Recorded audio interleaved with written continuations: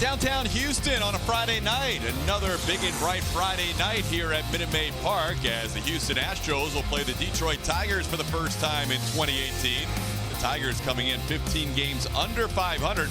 The Astros, despite losing their last 2 games to the Oakland A's, still 3 games up in the American League West. Hi, everybody, and welcome. I'm Todd Callis alongside Mike Stanton. Jeff Blum with an early start to his All-Star break. And Mike, when you talk about going into the All-Star break, not the best series against Oakland, but a chance to really go in strong against the Tigers. Well, and it's important. It's not really because of the standings. It's more important because just the psyche of getting those 4 days off. You want to have a good 4 days. You don't want to think about what happened in that last series. Really, you can just move forward and get ready for the second half. In our Get Out and Play presented by Toyota, Dallas Keuchel on the mound against a familiar face for the Tigers, Mike Byers. Yeah, longtime Astro, pitched a couple years here, threw a no-hitter for the Astros back on August 21st, 2015. He's actually thrown the ball very well. His last 3 starts, 21 innings, only 13 hits and 3 earned runs.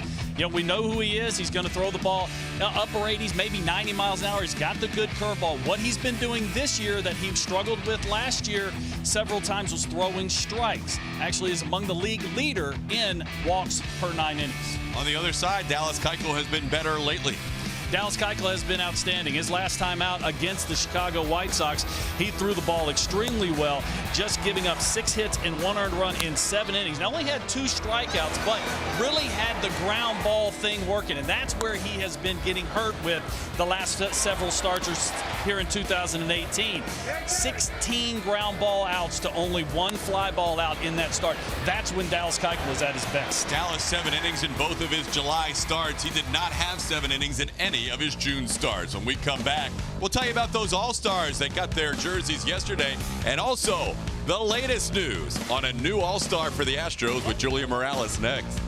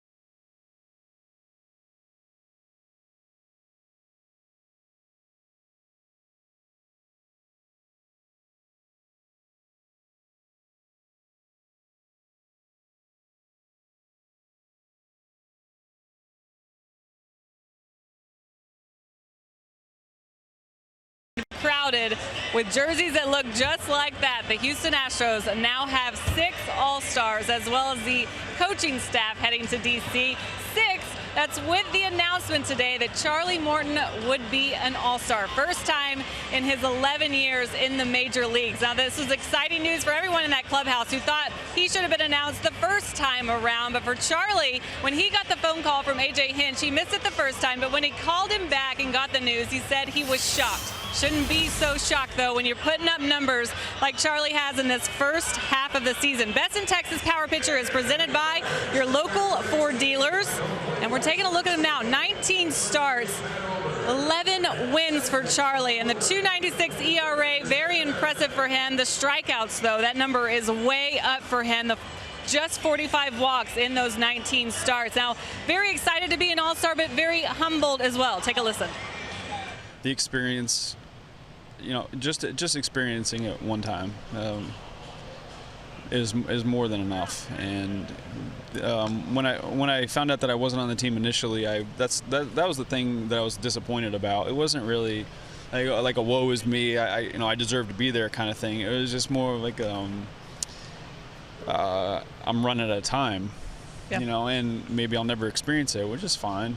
But it is one of those things where, selfishly, as an individual accolade, you would like to do it at least one time in your career. I was never a minor league all-star. I was never a big league all-star. And so here I am, 34 years old. I got a couple more years left if I keep playing, and they selected me. A big congrats to Charlie Morton, who'll be going with a lot of his friends. Stay tuned. First pitch is coming up from right here at Minute Maid Park. We'll be back.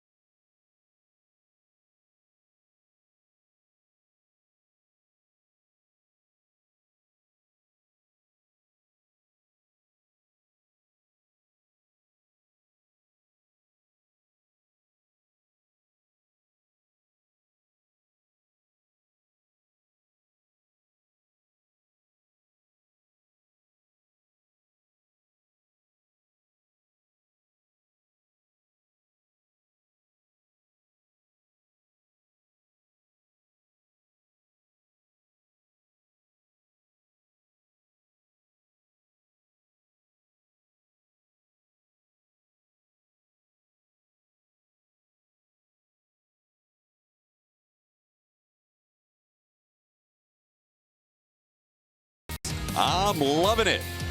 And by Southwest Airlines. Low fares, no hidden fees. That's transparency. Last of the American League teams to take on the Houston Astros in 2018. The Detroit Tigers in town for a 3-game weekend series leading into the All-Star break, and they will see Dallas Keuchel tonight. Dallas Keuchel, 30-year-old, 2015 American League Cy Young Award winner. It's been an up and down season for Dallas Keuchel. He's thrown the ball well as of late. Last 2 starts, he did get wins. That's his 5th and his 6th. 14 innings, just 3 earned runs. Not a whole lot of strikeouts, but doing a nice job of getting the ball on the ground, and that's the key for Dallas Keuchel.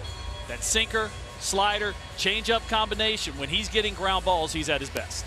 Take a look at the Tigers lineup. Ron Gardenhire in their first year as manager after a number of years with the Minnesota Twins. He'll have Nico Goodrum leading off at second base, followed by John Hicks. Nicholas Castellanos is the right fielder. He hits third. James McCann behind the plate. Mikey Montuk in left field. Victor Martinez the DH. Ronnie Rodriguez the shortstop hits seventh. Jmar Candelaria at third base hitting eighth. And Jacoby Jones the center fielder batting ninth. Goodrum, a 26-year-old second baseman, having quite a month of July. He's batting .413 this month, and we are underway with a first pitch strike from Dallas Keuchel.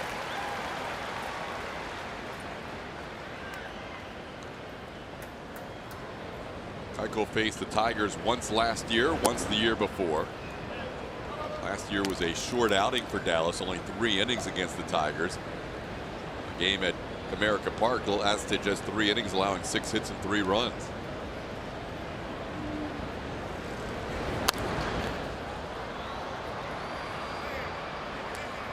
Todd, one of the things we need to pay attention to with Dallas on the mound today is how much is he using his two-seam fastball and how much is he going inside on right-handers. When he was getting in trouble earlier in the season, it was four-seamer in, cutter in, and they were doing some damage even if it wasn't with hard contact.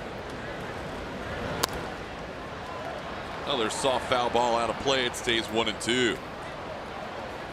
Well, Dallas still gets a lot of soft contact. There are very few pitchers that have a higher percentage of soft contact than Dallas Keuchel. In fact, there's only 3. Chris Sale, CC Sabathia, and Zach Wheeler in the American League.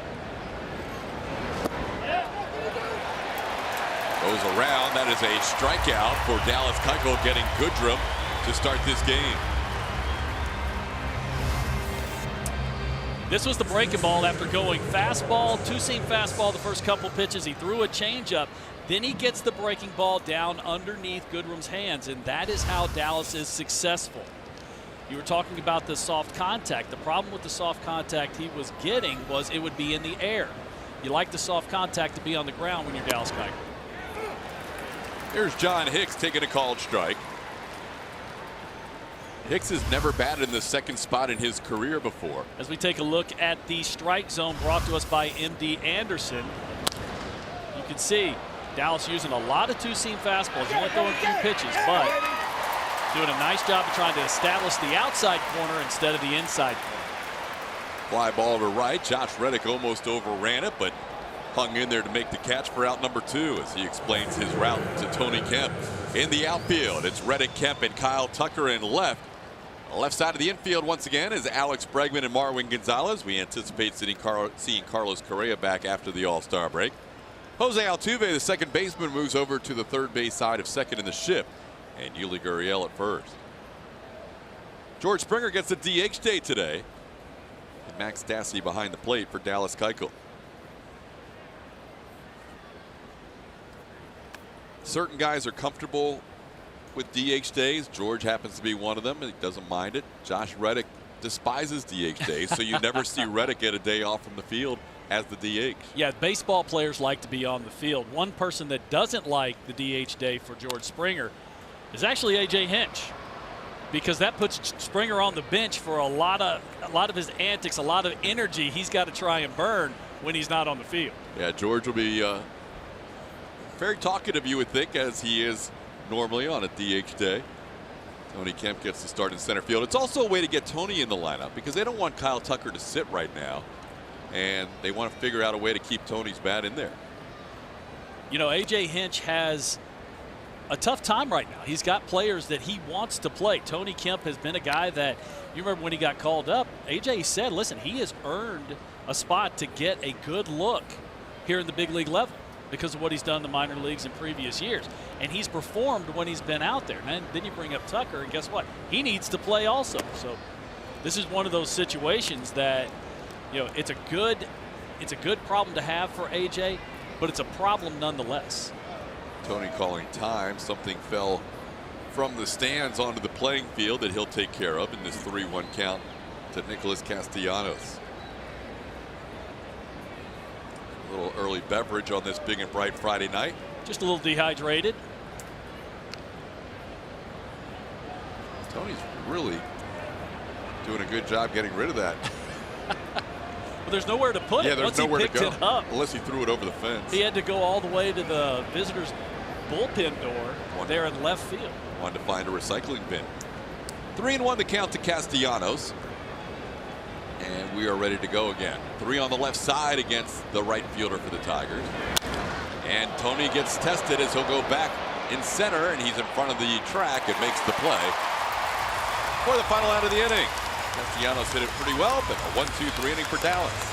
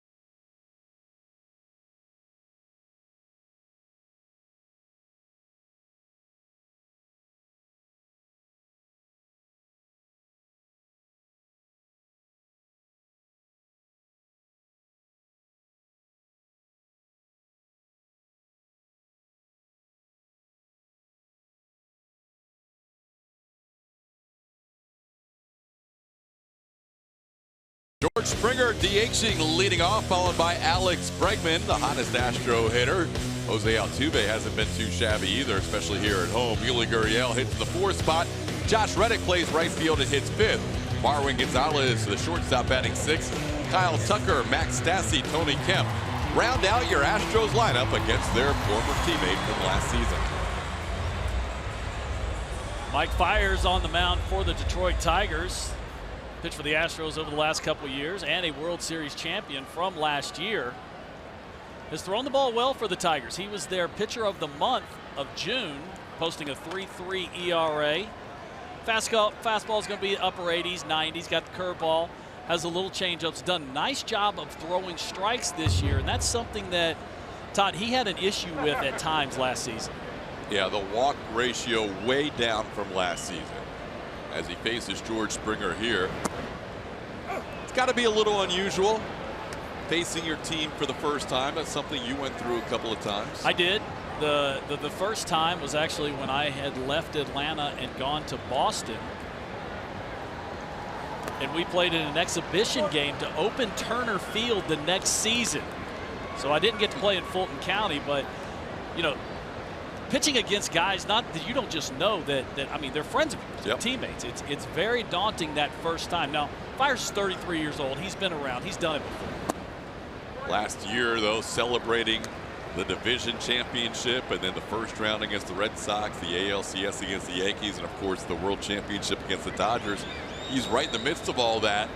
There has been some time removed. It's not like he's facing them to start the season, but it still has to be a little bit awkward for Mike today. Ground ball towards the hole. Backhanded deeply by Ronnie Rodriguez. His throw is airmailed into the Astros dugout. Springer will go to second base on the overthrow. That is a hit for George and an error on the shortstop, Ronnie Rodriguez. See, Rodriguez go to his right and decided to try and throw on the run instead of planting his feet. He had time to plant. Here on our Mattress Firm Supermo, and you see this ball has no chance whatsoever. First baseman, this is a complete airmail, goes all the way into the dugout. In the air. Goodness gracious. That was well overthrown by the young shortstop. So the Astros start with a base hit and an error on the Tigers, and here's Alex Bregman. Bregman takes a called strike. Alex has reached in 19 straight games. Overall has an OPS of 914, good for 8th in the American League. OPS on base percentage plus slugging percentage. He has just been so good, Todd. And he has really turned into a great high ball hitter. If you elevate the ball at the top of the strike zone, he puts good passes on those balls by staying above the ball. Myers drops in a breaking ball on him. It's 0-2. Here's that breaking ball by Fires. Not necessarily in a great spot, but only 74 miles an hour, had good speed differential off the fastball, even though the fastball is really not all that hard.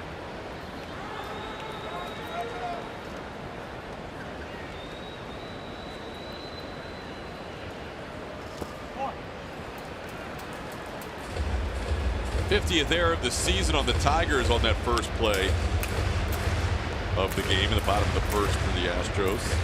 That's right in the middle of the pack for the American League.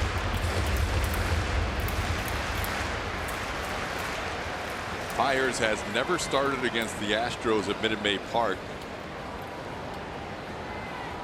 Obviously pitched here plenty of times as a home starter, but his 2 appearances prior to joining the Astros with Milwaukee were both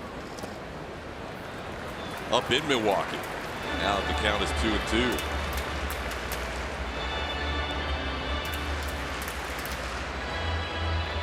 Home runs still an issue for Fires. Last year 32 home runs allowed. This year so far in 17 starts he's allowed exactly 1 home run per start. Well, you know, Todd, he throws the four-seam fastball, and he's got a lot of deception with sticking his glove straight up in the air, and that's why 90 miles an hour works for him.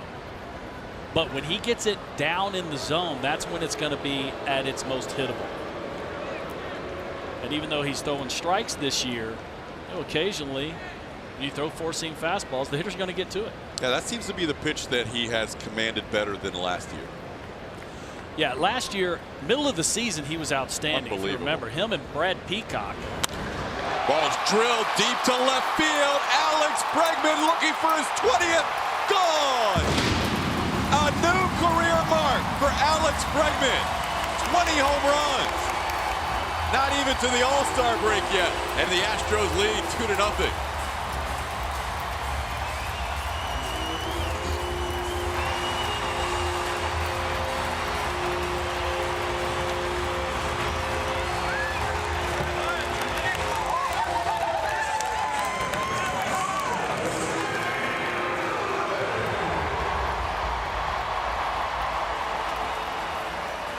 The stare. I didn't even get it out of my mouth. High fastball. He gets on top of it. There it goes into the home run alley out there in left center field.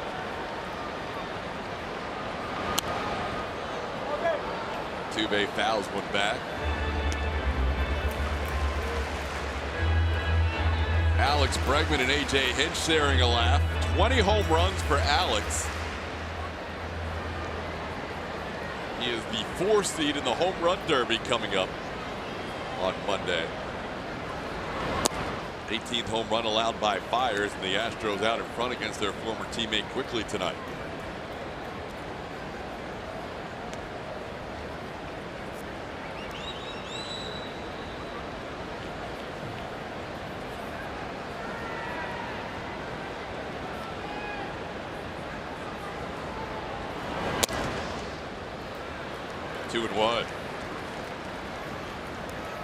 Altuve coming into the game with 126 hits to lead all of baseball. Trio of all-stars. If you didn't hear from Julian Morales right before the game, Charlie Morton now part of that 6-pack of all-stars. Here's a ball to left field, going back on it. Montauk. Mikey Montauk makes the play for out number 1. All right, let's take a look at that home run. After throwing a couple change-ups in the dirt, Fires leaves this ball about belt high. And you see that this young man is just so good at plate discipline. StatCast is powered by AWS. You can see the exit velocity 103 miles an hour, launch angle 30 degrees. Now, you know, he didn't hit it all. I mean, hit it well.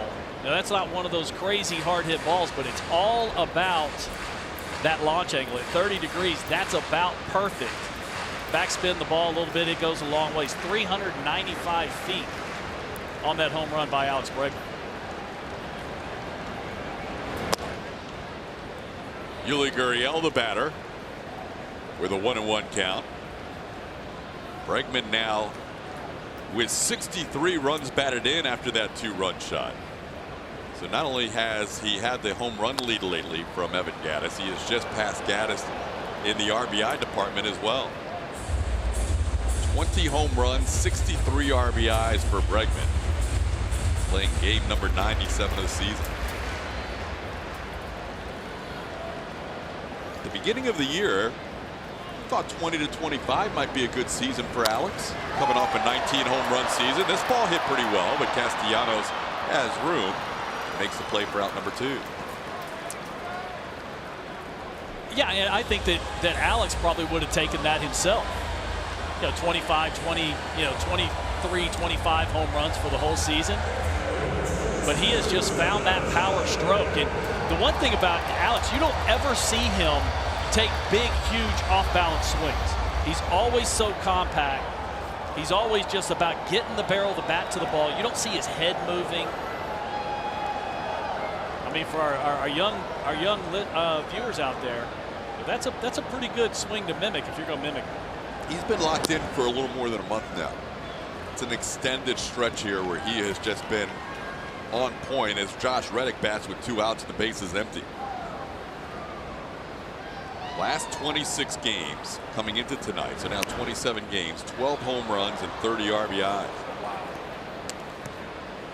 Yeah, that's flat getting it done. And you know, the thing is, with his approach and his eye at the, we've seen him go on some slumps. Sometimes he's not getting a whole lot of hits, but I'll tell you, he's always going to get on base. So there's always value in Alex Bregman at the top of this lineup. Pitch up high to Reddick, to Josh Reddick. It's 1-2. Reddick has the most at bats of any Astro against Mike Myers. 2 for 14 with 4 strikeouts in his career against this right-hander. 2-2 the count.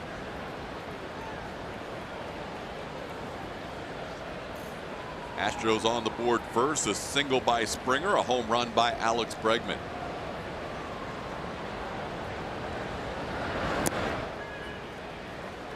No chase from Josh. It's 3-2.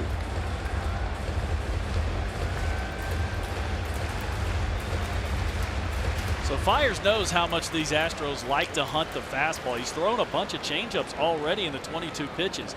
This hasn't thrown very many for strikes and hasn't got the Astros to offer it very much. Hicks backhands it, flips to Fiers, covering in time, and that'll do it for the Astros. Alex Bregman with the big swing, fastball down the middle. The way he's hunting that fastball, you knew where this one was going. Astros up 2-0 over the Tigers.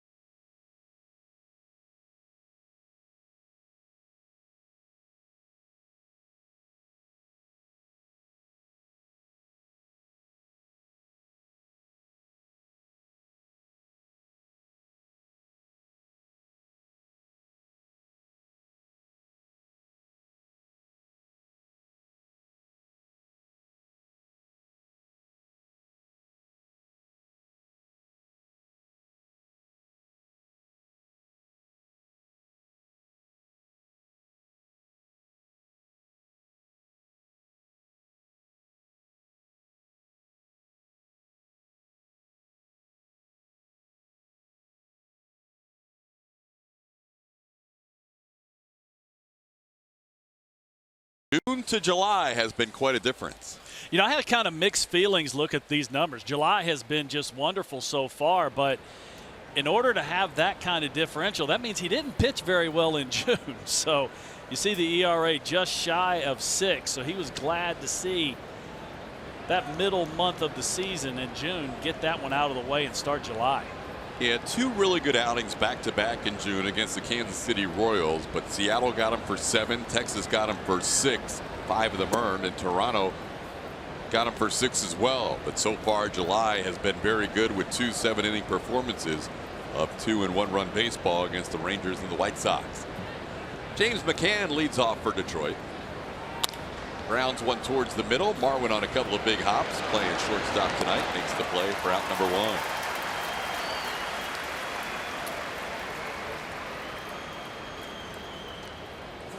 Astros continuing this stretch of 20 out of 26 games at home going into the All-Star break.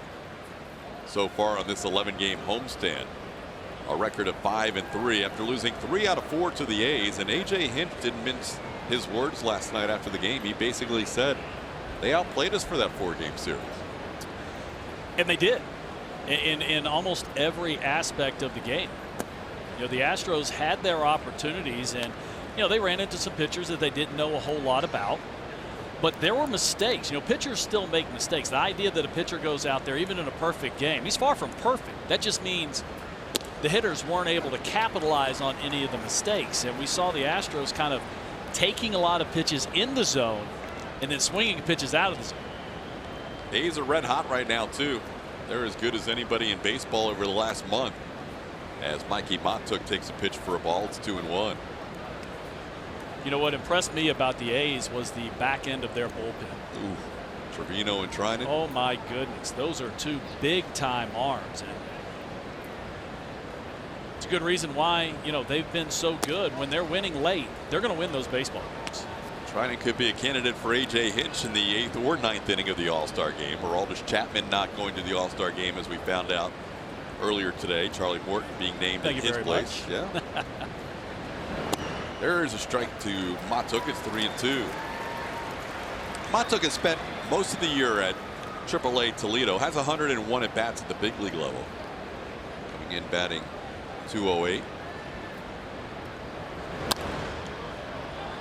It's been a big issue for the Tigers as they've had some decent starts but haven't had the consistent offense. And earlier today, both Corey Kluber, due to a little knee issue, and then Aroldis Chapman not pitching in the All-Star game, so now Blake Snell and Charlie Morton take their place. Yeah, Kluber actually got an injection after the loss last night, and you know, both of these guys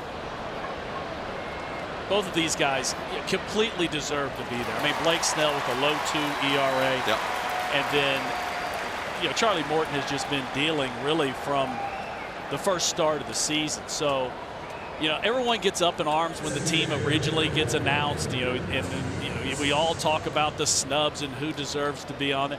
You got to wait. You got to take a breath, calm down a little bit, and get to the game, because a lot of the guys that we call snubs, they end up making the team. Second straight year the Astros have had 6 representatives. Same thing happened last year. 5 initially were named to the team. Last year Chris Davinsky was added late, and now Charlie Morton finds out a few days before the All-Star game. Dallas facing Victor Martinez. Ball in the dirt. It's 1-0. Dallas was one of the 6 last year. He and Lance McCullers Jr. along with Davinsky were the pitchers for the Astros, and George Springer, Jose Altuve, and Carlos Correa started for the Astros in the field. Ground ball right back to Dallas. Hope he tested a little more than that. That was one of the more easy comebackers for Dallas. The Gold Glover makes the play for the final out of the inning.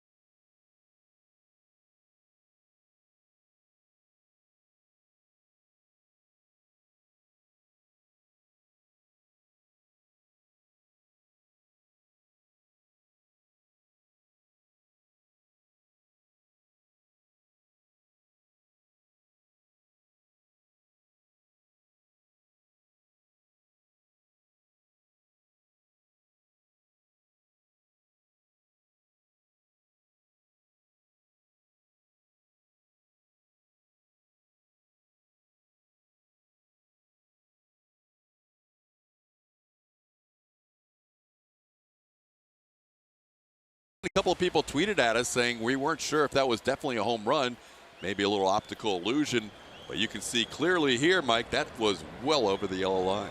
Yeah, he hit this ball extremely well, and even though it bounced back on to the playing surface, it goes above that yellow line, then that's a home run. That one wasn't even really close. He hit that one very well to left center field for his career high 20th home run as Marwin Gonzalez leads off the bottom half of the second inning. It'll be Marwin, Kyle Tucker, and Max Stassi facing Mike Fiers.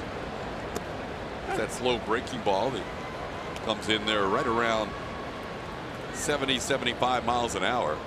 The last one came in around 73. Yeah, it's a big breaking curveball also. It's not just slow. It's got a lot of depth on it.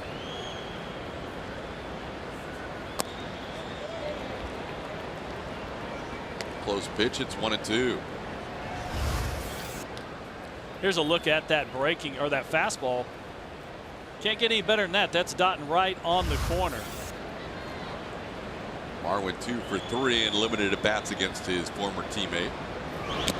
Foul tip here into the glove of the catcher James McCann. That's the first strikeout for Fiers, who's now retired 4 in a row. Looking to give back to the Houston community, the Astros Foundation invites you to join Volunteer Corps to take a part in various volunteer opportunities, including game day activities at Minute Maid Park, craft parties at local hospitals, and much more. For more information, visit astros.com/volunteer. Now facing the rookie Kyle Tucker. Tucker coming in with a .211 batting average. Hits the ball sharply, but the Tigers, like we've seen from other teams in the early stages of his career, will shift against Tucker as he grounds out to the shortstop on the second base side for out number 2.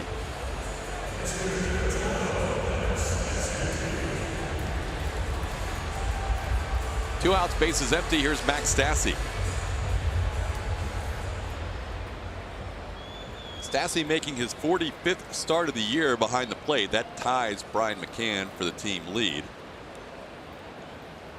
McCann on the DL right now, so Stassi in his next start will take over for the most games caught in 2018.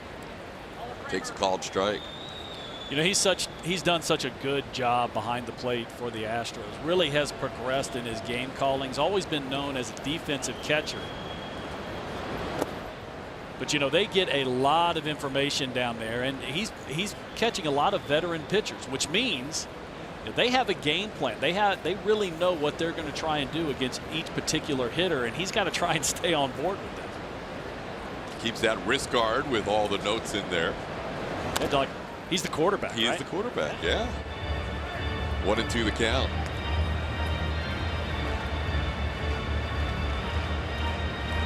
Mike Fiers, you mentioned that run last year in which he had really a chance to win American League Pitcher of the Month for the month of June. And then he had a bad start, his final one in the month, but he had allowed 4 earned runs in his 4 starts in June leading up to that final one against the A's. And that was a critical point in the season when Keuchel was down and McCullers was down and Charlie Morton was down. Well, it was really Mike Fiers and Brad Peacock in the rotation. They were the ones that were doing all the heavy lifting. And Fiers had struggled prior to that early in the season and struggled after that. Ball into left field for a hit. But if it wasn't for those 2 guys, and Fiers threw the ball extremely well for about 6 weeks in the middle of the summer. I'm not going to say they didn't. And here's that breaking ball by Fiers. This one didn't really have that depth. It was elevated, and Max Stassi's done a nice job of not really trying to do too much, just taking exactly what the pitcher is offering. Power player to watch tonight, Tony Kemp, presented by TXU. Oppo home run. He's been so fun to watch. I mean, he tried to do this. This was an inside-out swing. He blocked the ball the opposite field, but when you got the short porch over there, why not try it? He's really done everything A.J. Hinch has asked him to do. Whether it's running the bases, whether it's just getting on base via the walk, been a big part of countless rallies for the Astros. He's really been special. Doing all that damage in the 9 spot, turning the lineup over. Last 14 starts, an on-base percentage of .477. And there's another base hit for Kemp. That'll put him above 300 or at 300 again. Astros with a couple of 2-out hits. Stassi and now Kemp. You know, one of the things that AJ really likes about Tony Kemp is he uses the whole field. We just saw the opposite field home run hit right in the first row down right above the Crawford boxes. And here he gets a pitch he can turn on and hits it in the 3-4 hole through the right side. Here's George Springer. He singled into the hole between short and third. Ended up on second base after the error on the throw by Rodriguez. Mike Byers has been hitting the strike zone frequently early in counts. He is 9 for 9 on first pitch strikes. See if George tries to ambush here.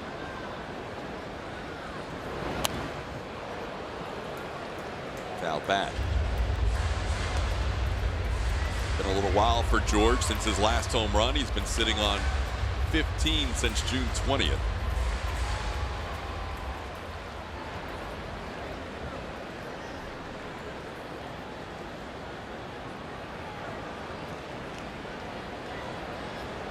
Tigers are a team that Springer has always hit well against, a career .333 mark coming into today.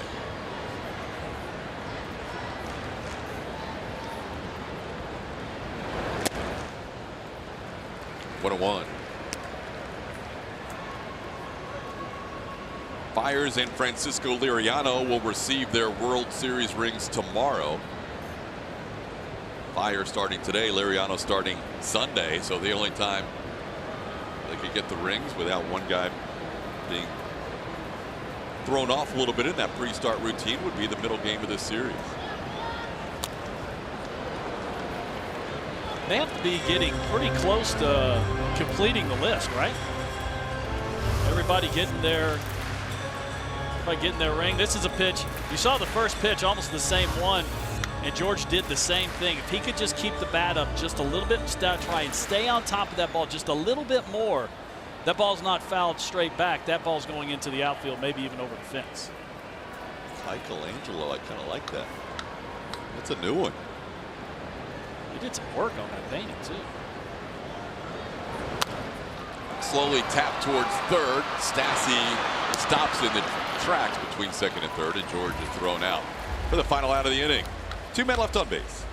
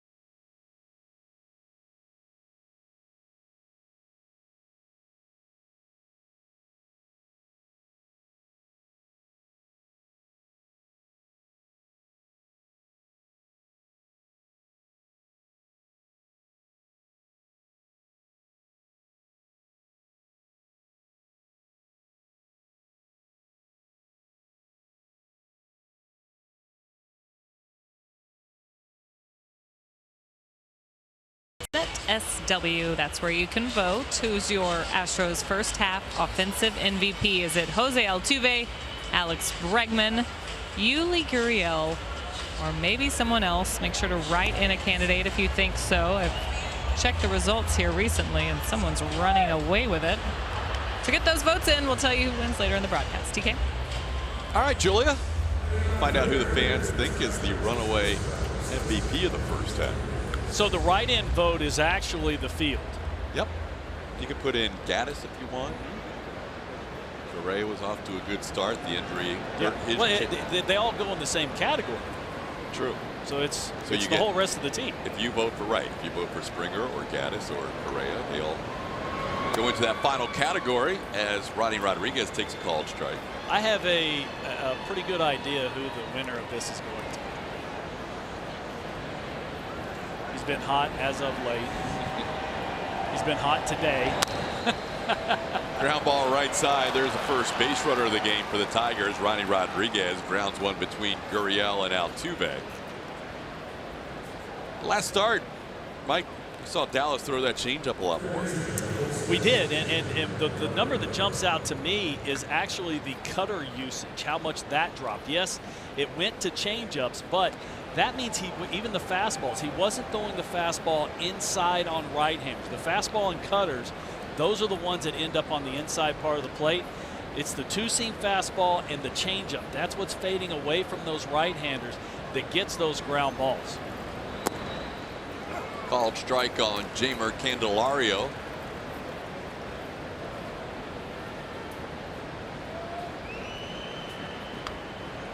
Dallas retiring the first 6 batters before that single by Ronnie Rodriguez. 1-1 the count. Todd Callis along with Mike Stanton tonight. Mike will be with us through this weekend series against the Tigers. Jeff Blum begins his All-Star break. We'll have a little time off on the other side of the All-Star break. Of course, Julie Morales with us throughout this weekend as well. Yeah, Blummer was just too tired, couldn't make it to the All-Star break, had to go ahead, head out.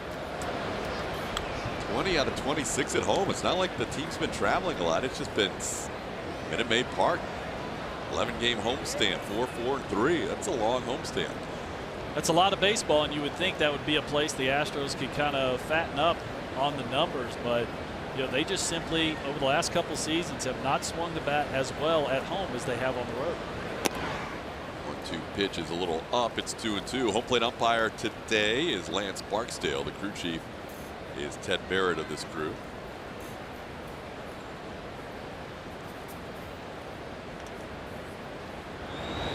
Candelario serves one to center field for a base hit. So the Tigers have the first 2 runners aboard in the third.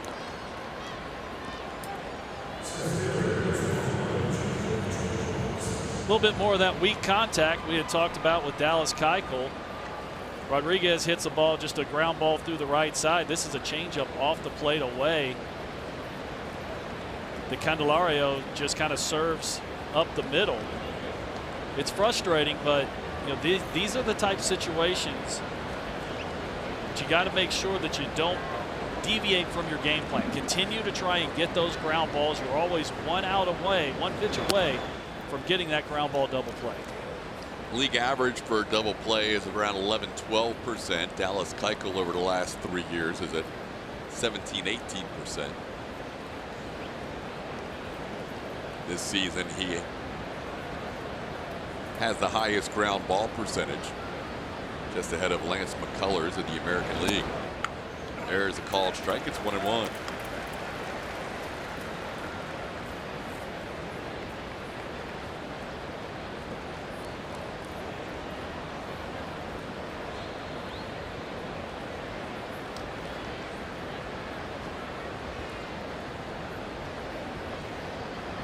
Around the bunt is Jones and bunts it foul. Dallas now ahead of the count, 1-2. The cutter going away a little bit last start was not as effective at times during the season. It's still not a bad pitch every once in a while to get in off the barrel, but for the most part Dallas hasn't had a great success with that cutter. Well, the reason I think it is baseball is about adjustments, and I think Dallas really felt like hitters were really kind of trying leaking out over the plate, and he was making that conscious effort trying to stand those right-handers up. But you remember Toronto, they didn't let him get to the breaking ball, or the sinker away or the changeup away. They were ambushing that pitch on the inside part of the plate. They end up scoring 6 in the first inning. The first inning at times has been problematic for Dallas, but better during this recent stretch. And a 1-2-3 start tonight.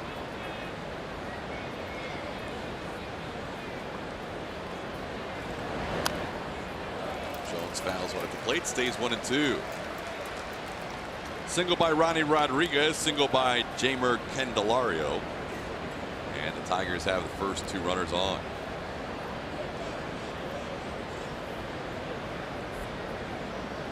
Tigers had an off day yesterday, spent it here in Houston after being swept of a 3-game series against Tampa Bay.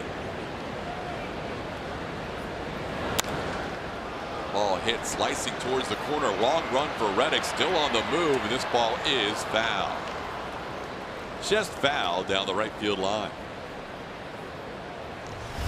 Not a whole lot of room down in that corner down the right field line or the left field line, but you can see that ball clearly away from the line. But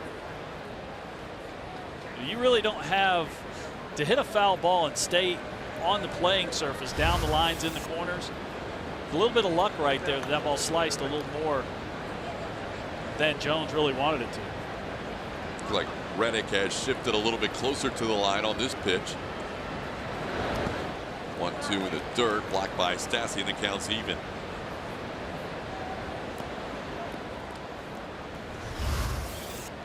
Stassi doing a nice job anticipating this ball's going to be in the dirt, and it's a little easier to do, Todd, with a breaking ball.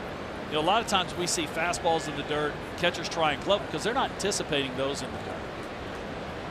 Dallas Keuchel looking for the strikeout right there, so Stassi was looking for that ball in the dirt, so got down there nice and easy and smothered it. 3-2. Early in this game, a rather important pitch coming up after the Astros took an early 2-0 lead. 2 on, nobody out, and a full count to the 9-hitter Jacoby Jones.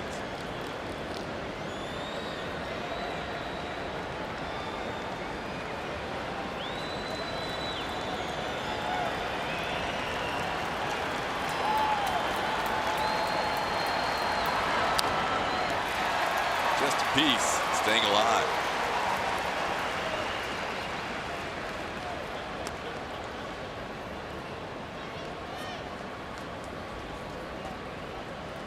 Dallas got ahead. Jones keeps fouling off 2-strike pitches. This will be at least a 10-pitch at bat.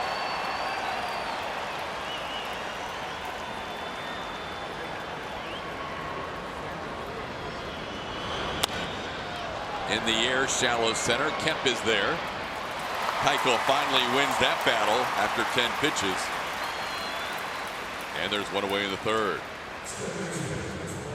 Check out the Astros World Champions Commemorative Brick Program. With the Astros new brick program, fans have the option to customize a brick with a personal message that will line Champions Walkway at Minute Maid Park. For more details, visit astros.com/bricks today. Orbit out and about on this big and bright Friday night. Another good crowd. This weekend series against the Tigers. Strozone is packed on this Friday. Fireworks to follow, as always, to kick off the weekend. Nico Goodrum struck out his first time up. Bounces a foul. Todd, there's a really nice crowd here. Upper deck is mostly full. There's a little bit, some seats in the wings in the outfield, but good turnout here on this Friday night. Yeah, Astros are starting to push the Angels in terms of average attendance. The Yankees on top in the American League, but then the Angels and the Astros neck and neck for the second biggest crowds on average, as a changeup gets Goodrum in front. It's 0-2.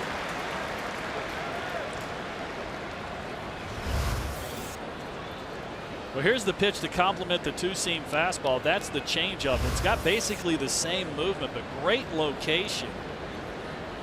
About 10 miles an hour off the fastball, which is what you're looking for in a changeup. Got him again. Chasing the changeup. Dallas Keuchel went a little further away and picked up his second strikeout, both against Goodrum. You know, this Tigers team is not a team that is very disciplined at the plate. They're up there to swing the bat, and Dallas Keuchel is doing a nice job of exposing those holes that the Tigers hitters do have. So after 2 base hits, a shallow fly out, and now a strikeout. Now facing John Hicks.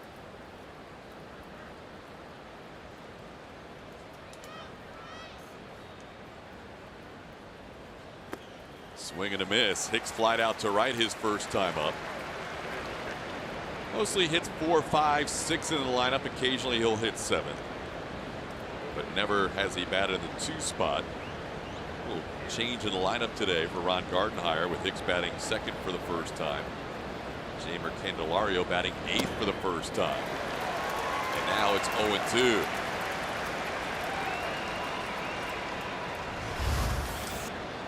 Here's another changeup by Dallas Keuchel. This one not in such a good location. Elevate a little bit, but at least it wasn't on the plate. Still good arm action, good speed differential. And some good run on those changeups. It goes back to the well again. He keeps hacking at it. Why not keep throwing it? What's the old saying? Ain't broke. Yeah, he got Goodrum on back-to-back changeups, trying to get Hicks on back-to-back changeups. Instead, it's 1-2.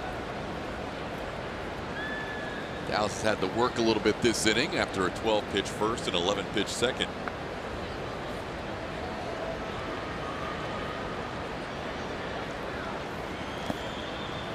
Triples up, but doesn't get a chase. It's 2-2. All right, here's where Dallas needs to make a pitch. You don't want to go to 3-2. Let the base runners get a running start. You want an action pitch right here. You need to get a little closer to the strike zone to make sure that Hicks offers at the pitch.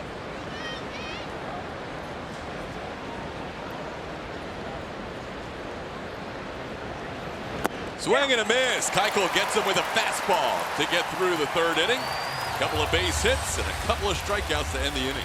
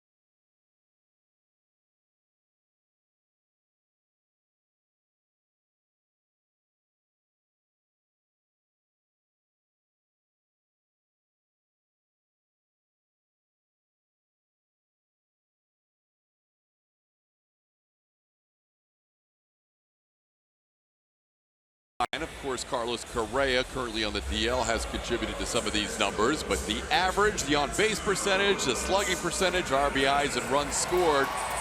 We have an infield of Gurriel, Altuve, Correa, and Bregman. You're gonna put up numbers like that. Yeah, I mean, is it any surprise that they're ranked that high? When you look at the guys that they have on their infield, it's pretty spectacular how good these guys are offensively and consistently. You know, that this isn't just situation they can just hit. These guys have a tendency to do it every day, especially on the road. Alex Bregman leads off here, followed by Altuve and Gurriel.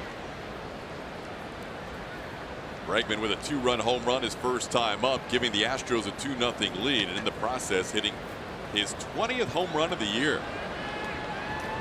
So initially with this guy, you think, yeah, 20 to 25 could be in the range after a 19 home run season last year, but now that he's already at 20 before the All-Star game, you got to be thinking 30 plus. As long as he stays healthy, stays on the field, and keeps the approach. I'm not talking about the long ball approach. I'm talking about he only offers in strikes. There's an offering and a strike into left field for a base hit. Got ahead of the count 2-0. Bregman's 2 for 2. A leadoff single in the 3rd. Well, he got another pitch up the top part of the strike zone. And look how flat this swing is. He's got such a short, compact load, just really quick to the ball, and it's all about getting the barrel through the hitting zone. with some speed. Just hit the ball as hard as you can. He does that quite often. Here's Jose Altuve. Flying out to left his first time up. Altuve with a 20 consecutive start hitting streak here at Minute Maid Park. That's the longest ever for an Astro. The Astrodome saw Derek Bell with a 20-game hitting streak. The most recent to have 20 straight at home as an Astro. Derek Bell, he broke my thumb. What? He was playing for the San Diego Padres. Hit a ball back to me, and it went in my glove, but it broke my thumb in the process. Fielded it in the glove and it broke your thumb. Yeah. Didn't feel good. You know it right away? I didn't know it was broken, but I knew I had an issue. The glove did come off. The ball rolled behind the mound. I almost got him at first, but Sid Bream didn't really stretch out to get the ball. That's a tough one. Broken thumb on a comeback. Yeah. 2-0 the count to Altuve. Great breaking ball hitter, and that's what he hit. Altuve finds the hole between short and third. That's a 21-game home hitting streak for Altuve in starts. And the Astros have their first two aboard. Altuve just doing what he does. Got a fastball, was a little bit early on it. I wonder how many hits he has in that 5-6 hole in his career. I mean, my goodness gracious. You know, he's mostly a pull hitter. On occasion, he does go up the middle. He does go the opposite field.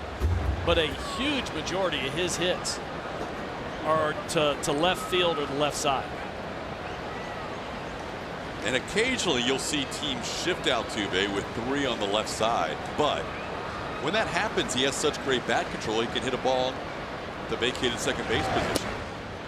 He has the ability to do it. So whenever he sees that, you know, there's a chance for a base hit on the right side better than the left side, yeah, he'll let the ball travel. He'll stay inside it. And we've even seen him hit the ball out of the ballpark today.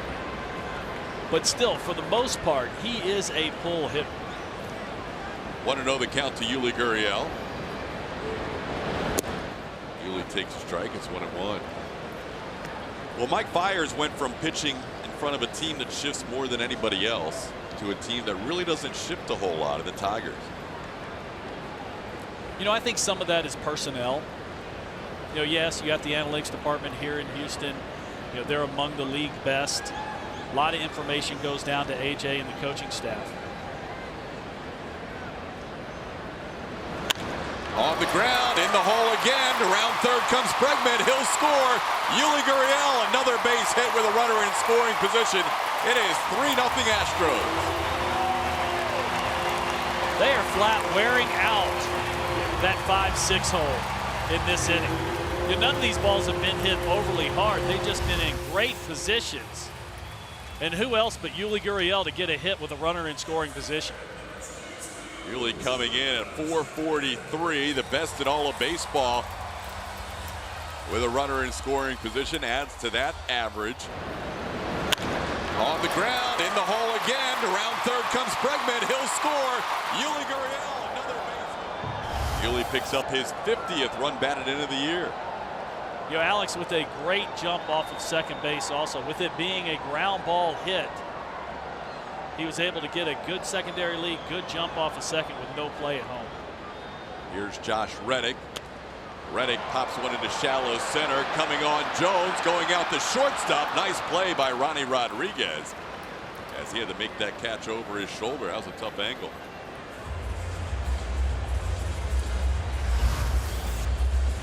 Ronnie Jones makes a nice play, kind of circles the wagons out there a little bit. You know, these guys make these plays look a lot easier than they really are. Keeps his eye on the ball, gets the glove up right at the last second. Then heads up turn to make sure both runners were getting back to the previous bases. Rodriguez getting the started shortstop tonight. Normally their shortstop is Jose Iglesias, but he left Tuesday's game against Tampa Bay with a left hand contusion after being hit. So we have not seen him play since that game. Iglesias is a special defensive player. He is a wizard with the glove. Here's Marwin Gonzalez. Gonzalez struck out his first time up. That's the only strikeout so far for Mike Fiers. 5 of the 7 hits tonight against Fiers have been ground ball base hits, as Marwin takes a strike and he's down to the count 0-2. Pretty good curveball there by Fiers. Marwin didn't like the call. See him look around in disgust, but that's a pretty good pitch by Mike Fiers. Singles by Bregman, Altuve, and Gurriel in this inning.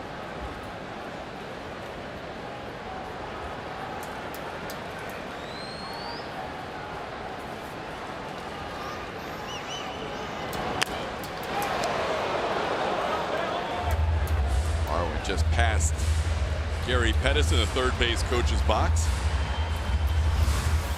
This pitch well out of the strike zone, and what this tells me is Marwin he's kind of searching a little bit. He's in battle mode right now to go that far out of the zone on a fastball, and see Gary over there with the quick feet, make sure he gets out of the way.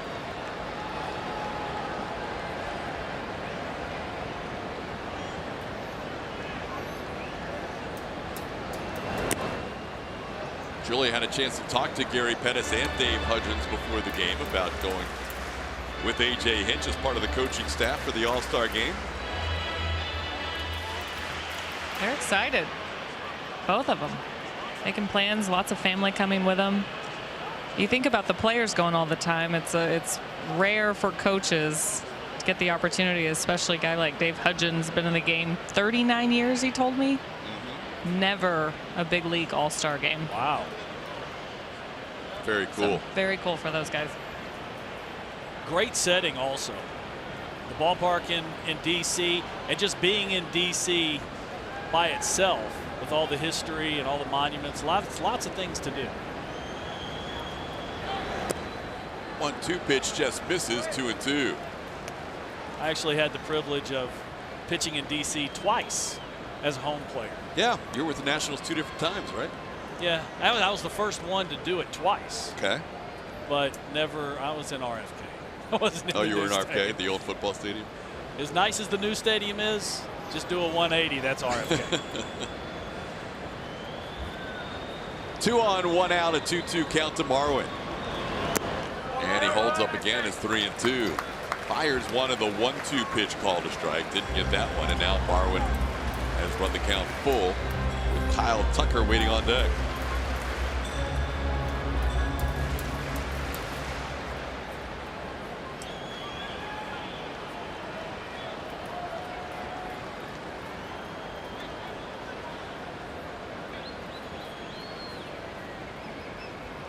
All 6 of Marwin's home runs this year have been as a left-hand hitter.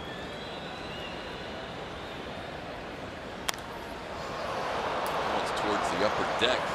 Really pulled that one. I think he got out in front just a little bit.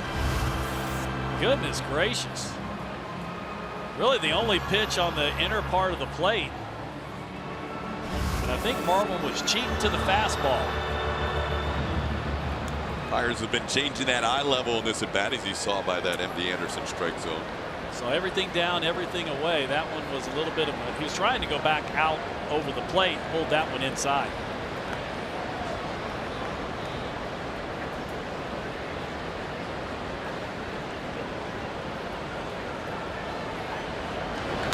That ball's ripped to right field, but right at Castellanos, who makes the play. Marwin hit it hard, but he's out number 2.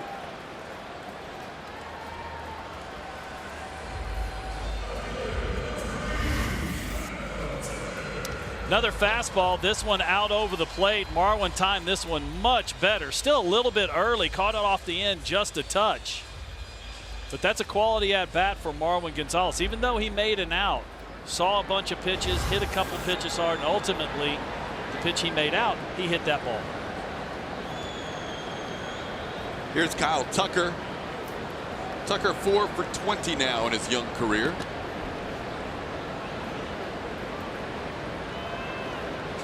Fires wants to talk about this plate appearance with Brian McCann as catcher. Also coming in from third is Jamer Candelario. Tucker 4 for 20, 3 singles and a double. Has scored 4 runs, has driven in a run.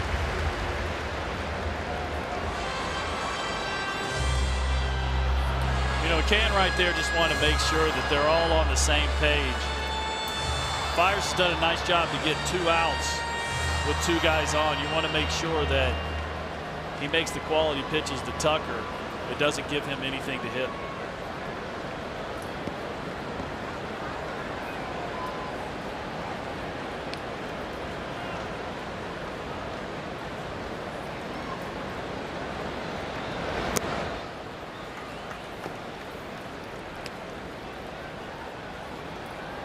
Kyle grounded into the shift his first time up, hitting one to the shortstop, Ronnie Rodriguez, who was on the second base side of first. He's not quite shifted as much in this AB. He's more up the middle. Just trying to keep Altuve honest at second. This ball sent to left field instead. Matuk is on the track and makes the play for the final out of the inning. Another run scores. It's 3-0 Houston.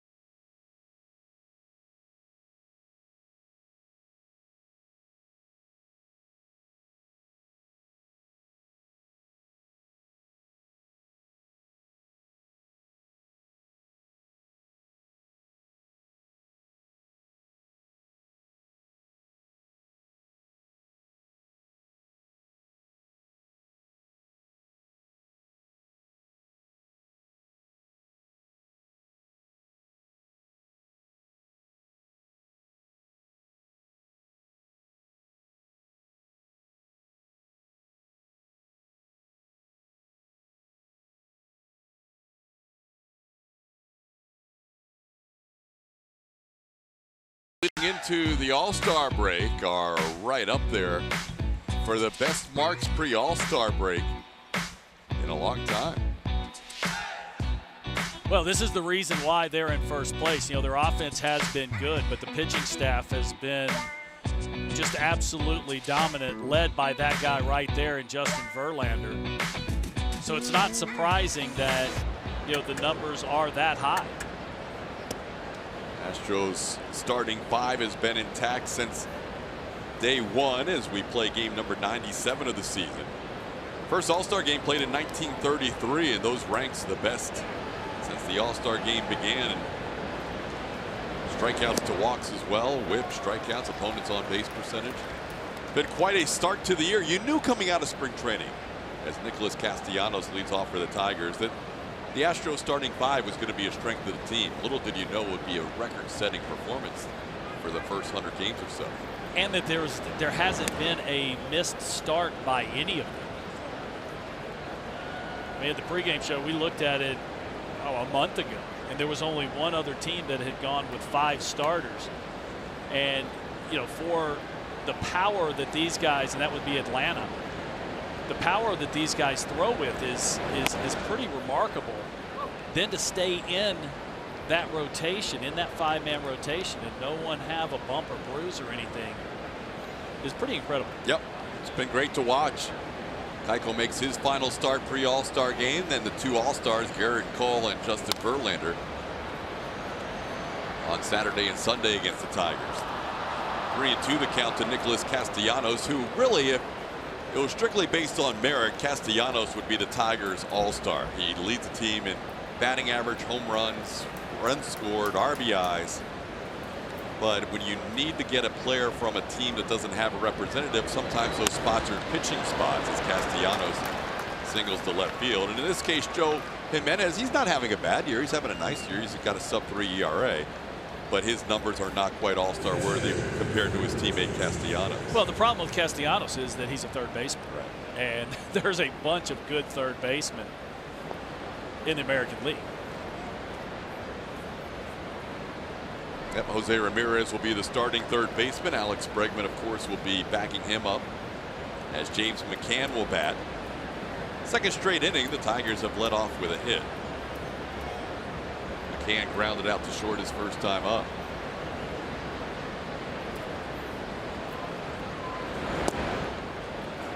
Castellanos has also played a lot in the outfield this year, but basically, if you're not voted in by the fans or not voted in by the players, it's up to those last few spots for the league and A.J. Hinch, and most of those spots are on the pitching staff.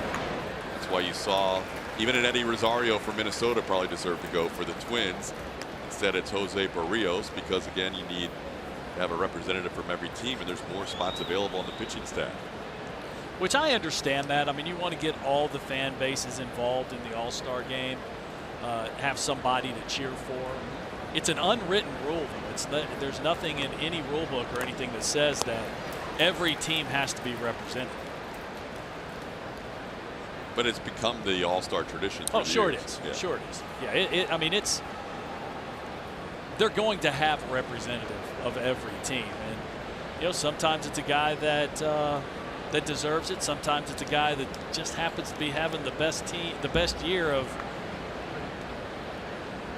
a team that really doesn't have a whole lot of guys play very well. 0-2 the count to James McCann. Up the middle, Altuve is there. He will flip it to Marwin, steps on the bag and completes the double play. Nice turn by the Astros, middle of the infield.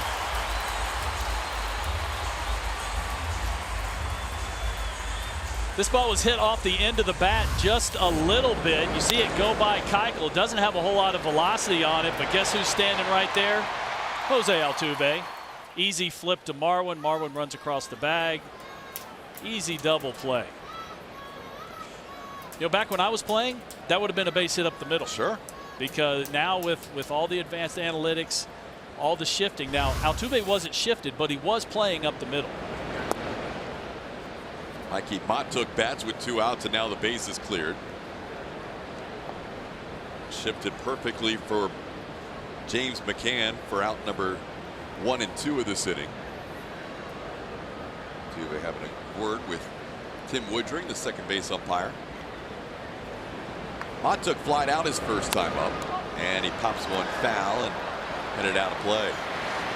In addition to all the work you do with us, not only in the booth, but pre and post game show, you also work for MLB Network on the radio especially. So my question to you is, what are you hearing? Are the Orioles going to have an all-star representative? Because Manny Machado's their all-star representative right now. As of right now, that's a great question. Yeah, if he gets moved, and he may be. I mean, he could be moved any moment. Or heck, the way the Baltimore Orioles have been handling this, he may not be moved at all. That would be a shock. It would be surprising, but I wouldn't be shocked. I mean, they should have traded that guy 2 years ago when he had some real value, a year ago, even in the offseason. But now you're going to get 10 cents on the dollar, one of the best players in the league. Because you only have him for 2 months. 2 months. 1-2 the count to Matuk. Keuchel has 3 strikeouts in this game. Little pop-up behind second base. Altuve usually takes those, and he will. That'll do it for the Tigers. Leadoff hit, a double play, and a pop-up. Max Stassi, Tony Kemp, at the top of the order, due up.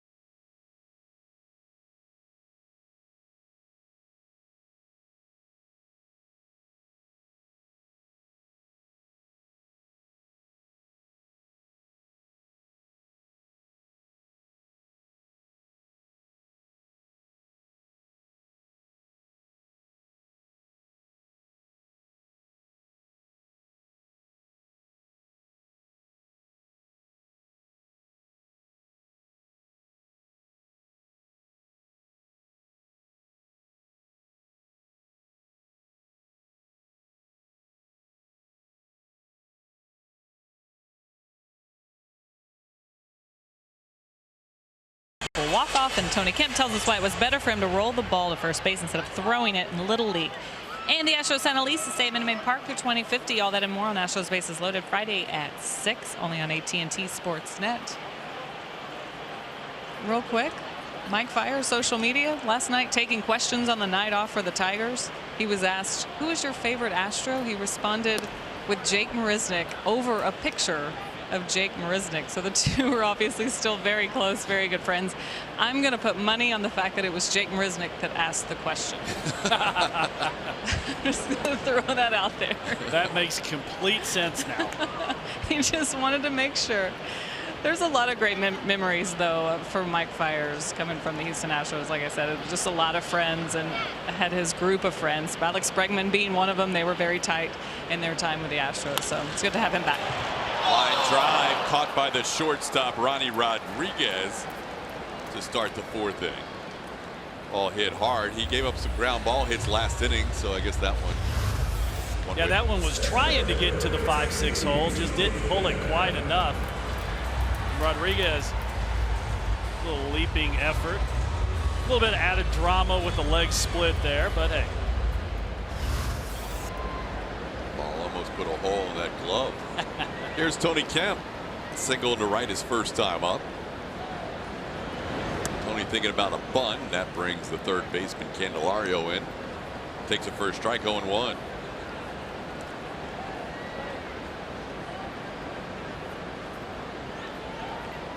Yeah, you see Candelario well in on the grass. And by the time that pitch was taken by Tony Kemp, he was half that close to the plate. He was in line with where the pitcher is right here with Mike Fiers. He was going to field that bunt. 2-1 the count. 2-run home run by Alex Bregman. RBI single by Yuli Gurriel. Astros in front 3-0.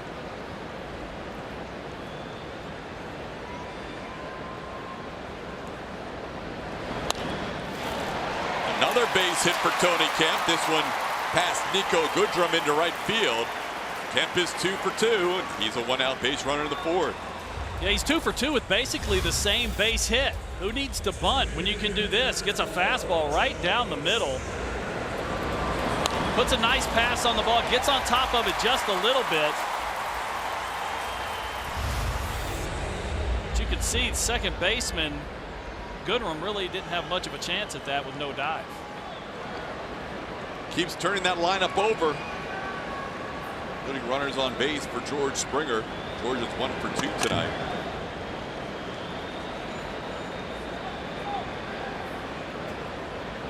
Todd, that's what AJ loves about Tony Kemp.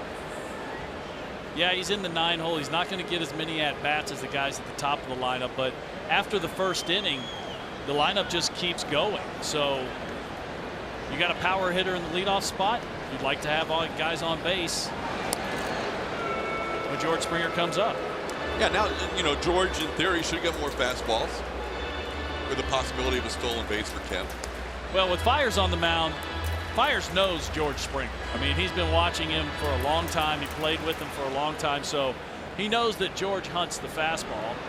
And, you know, they have advanced analytics just like the Astros do. Maybe not to that point, maybe not quite as good, but they know that George hasn't been swinging the bat as well as he has in the past. Fiers challenged him with a couple of fastballs earlier. George didn't quite connect on them. Pitch up, it's 1-0. Yeah, a couple pitches kind of middle up in the strike zone, and George fouling them straight back. And I don't think that's by coincidence. I think that that's really where Mike Fiers likes to attack a lot of hitters, but that's where he's going to attack George. You just saw it right there in the first pitch.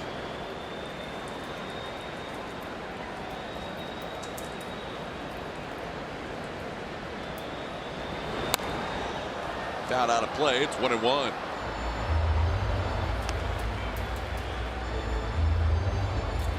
Fiers missed the very beginning of the season. Short stint on the DL. Made his Tigers debut on April 8th. 19th start of the year for Fiers. Got to be a beautiful early evening here in Houston. There goes Kemp. Pitch is a strike. Kemp is out at second base. He runs into Nico Goodrum. A little collision there on the stolen base attempt. And Tony thrown out by James McCann. Good pitch to throw on from Fires. Hits a fastball up and out over the plate, but nice release by McCann, and the throw is right on the money. You see Goodrum kind of hold his ground right there, not even at the bag. You see Kemp slide into him and a little shaken up. Stayed out there at second for an extra minute to make sure he caught his breath. Yeah, that was not your classic covering on second base. He put up a roadblock there. No, that was a little old school. Yeah. That was kind of, I mean, look how far away from second base he is. You know, usually the players, the position player, the second baseman or shortstop, they're right on top of the bag. But you know, I think part of the reason why he was thrown out right there was we saw that Tony Kemp didn't have but a 10-foot lead. Now, Fires isn't necessarily all that quick to the plate, but he's got a very quick move to first base, and he made a couple moves, one or two moves over there to first base, and that shortened Kemp's lead just enough that he's out at second base. Yeah, I would think a little common courtesy, though. You got to give the stolen base guy somewhere to go there, and he basically put up a roadblock as if he was blocking home plate back in the day before. That's right. When you were allowed to block home plate. 2-2 pitch is sent into left field. Montook is there, and Mike Fires gets through the fourth. We head to the fifth. Astros lead 3-0.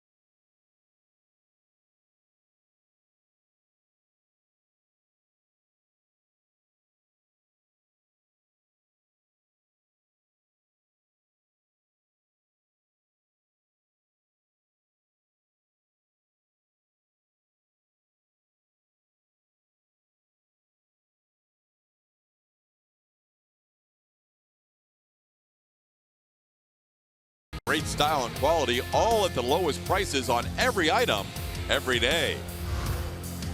And by Nissan, innovation that excites.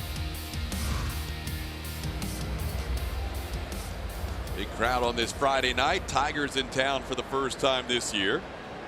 Astros leading 3-0 as we head to the fifth.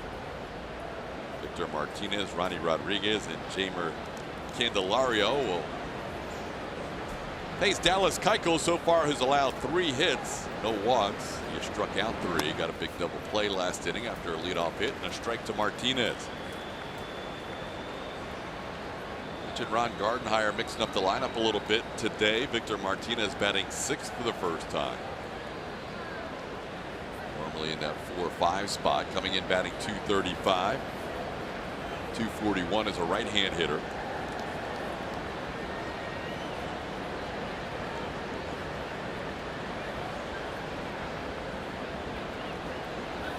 Tigers coming into today have lost 18 of their last 22. They're had an 11-game losing streak during that stretch.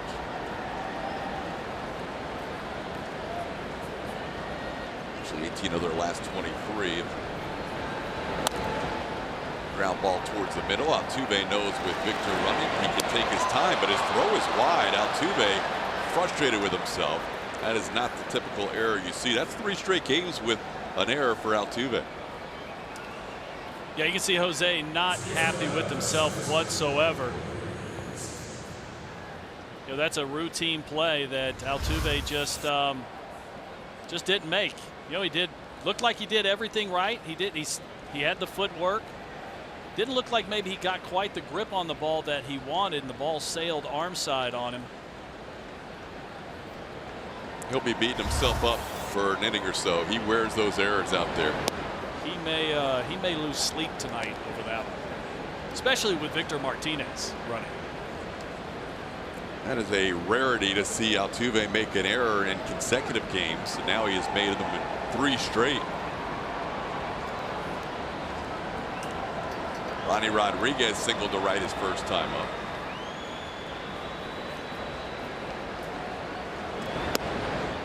Called strike. It's 1-1.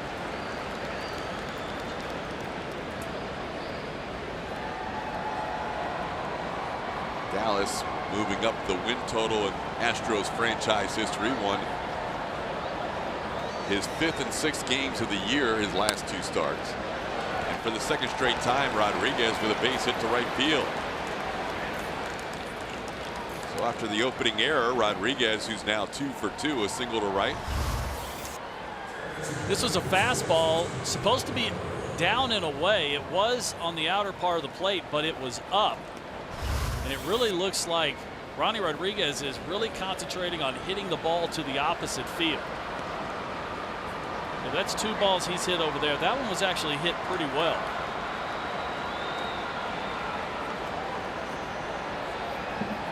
Here's Jeimer Candelario. Candelario with a base hit his last time up. Takes a called strike.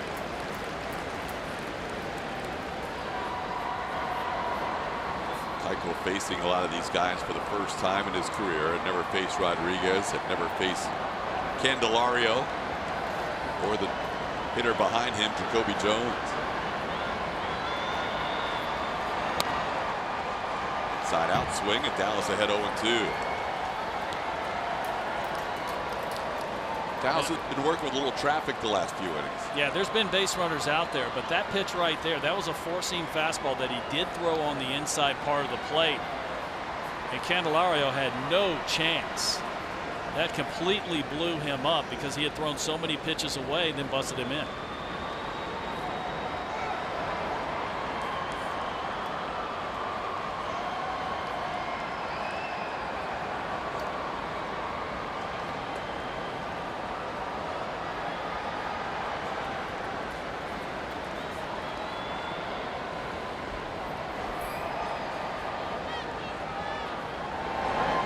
Try to hold up. He goes around. That's a big strikeout for Keuchel. Out number 1 in the 5th. Now, after busting him in with the fastball, he goes breaking ball down and in below the zone to get that strikeout. Every Sunday home game at Minute Maid Park is Kroger Family Sunday. Bring the whole family out to the ballpark with a family 4-pack that includes 4 tickets, 4 hot dogs, and 4 sodas. 4-packs start at only $70. Visit astros.com/Sundays for ticket and more information. Here's Jacoby Jones. He really battled Dallas his last time up. Dallas eventually won that battle by getting him to fly out to center field. He added to that pitch count, which currently sits at 72.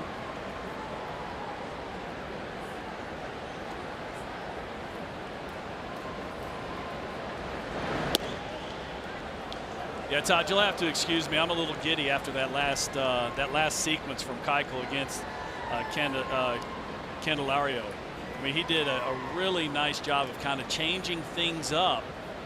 And then after establishing the fastball in, then goes breaking ball away, gets the check swing strikeout. Big out, because now he's an out away. A swing away from. Possible double play. Manfred takes it himself. Dallas Keuchel gets through the inning with a double play, the 2nd in as many innings.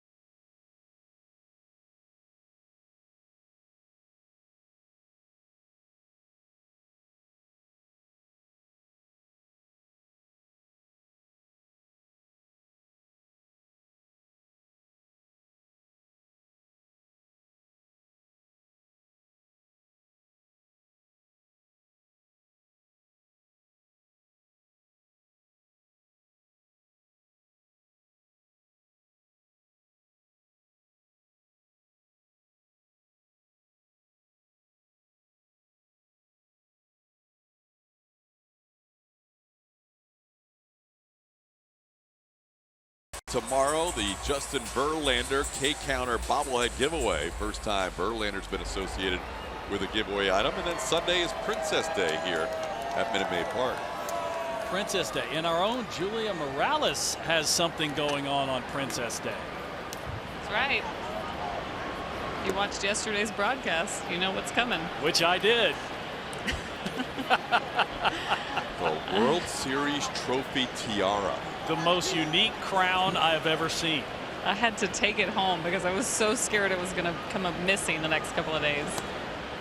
So Mrs. Texas gave you the crown yesterday. You practiced your wave. I've got a lot of work to do on the wave. That was pretty pitiful. So she who had was a the few young tips lady? for me. She was great, Mrs. Texas. Thanks to Brittany for letting me borrow it. Alex bidding for three, hits it hard, but on a short hop, the play is made by Candelario for the first out of the fifth. So Alex retired for the first time after a home run, a single, and a couple of runs scored. A little bit out in front right here. You see him extend the arms, get the bat out in front, a little bit of top spin. You see Candelario make the short hop play. That's not necessarily all that difficult to play for a third baseman. It's those in-between hops. It's about 6 or 8 feet out in front of them. Then you don't know exactly how much the ball's going to kick up. A short hop like that, that's a relatively routine play. Altuve swings to the first pitch and pops one up. First baseman John Hicks is there in foul territory.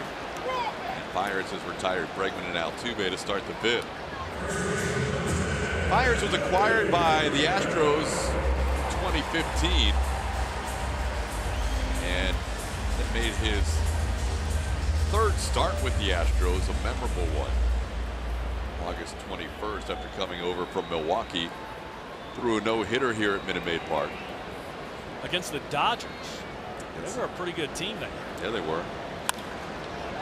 Ball hit short. Fiers with a strong inning, a 5-pitch fifth, getting Yuli and Jose on back-to-back first pitch outs.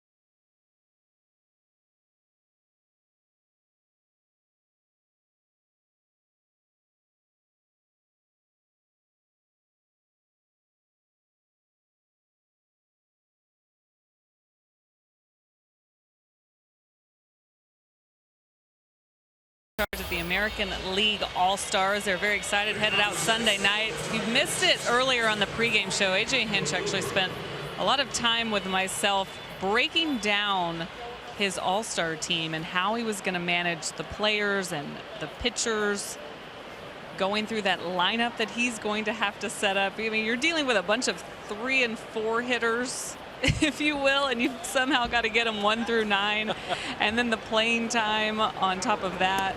And he's talking to their managers and he's talking to different teams and trying to get some insight on what's going on and having these small conversations over the next few days. And then the pitching's a whole other story, but definitely something fun for him to do. Once it's all mapped out, he said he's just going to be able to sit back and enjoy the game. But it was a great conversation we had on pregame. The other half of it will run in the next couple of days, so stay tuned for those pregame shows for some interesting insight from AJ. Ground ball to Marwin. Nico Goodrum Out number 1 in the 6th inning. And, you know, Julie, I thought the most impressive thing was no papers there. He's not looking at a roster. He filled out that whole board off of what he remembered in his head. I was, you know, and I shouldn't be so impressed because we've seen him do things like this before, but he did. He just started. I wanted him to write out, you know, the diamond, and I wanted him to go around the diamond and show me who was starting and then who the backup was. And he just kept going. He listed every single pitcher, the inactive pitchers, even guys who he doesn't even have to worry about. That was really impressive. But he's ready. He's been thinking about it for days. Obviously, this takes a lot of his time, but this has been on the side of some of the phone conversations he's had recently. It's all in his mind. He's very excited to get out there. But that's going to be fun. Couldn't name a starting pitcher. Obviously, that happens on Monday, or the lineup. He couldn't give us that. But he did explain some of the things he is going to go through, especially with the starting pitchers. He was putting numbers next to each other and comparing without the names so you could see and trying to be unbiased. I mean, it was a very interesting process that a manager of an all-star team has to go through. Yeah, that to me was the coolest part. And he put player A, player B, player C. And he put their numbers underneath. And he just looked at the numbers and tried to figure out who was the most deserving to start the All-Star game, not based on name, but based on their performance numbers. Yeah, he's about as prepared as any manager I've dealt with. Not because he has to be, which he does. He likes to be. He wants to make sure that there are no situations that catches up for him. And for him to kind of get out of his daily norm of the Houston Astros and being able to do the whole league and deal with all those players. I mean, it's really one of the cool aspects for AJ, being not just the World Series champion, but also being the manager of the All-Star. Base hit by John Hicks. The Tigers have at least one hit now in each of the last 4 innings, 5 overall in the game after Dallas had retired the first 6 batters in this one. 1-0 the count to Nicholas Castellanos. Castellanos has one of those hits. He's also lined out to center field. Nobody in baseball hits lefties better than this Tigers right fielder. And .416 against lefties. And a 1-1 count. Castellanos against Dallas in his career, 5 for 14 with a double and a home run before tonight.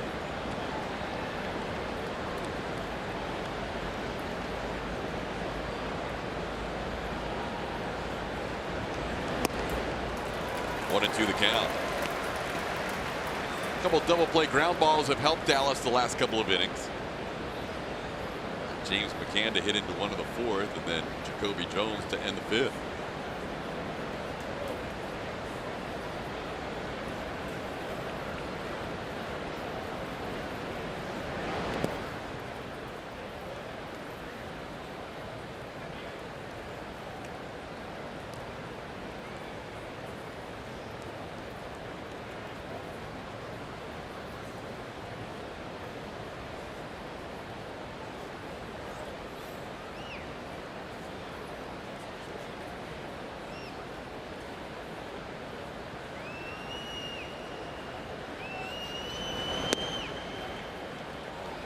Inside, it's now 3-2.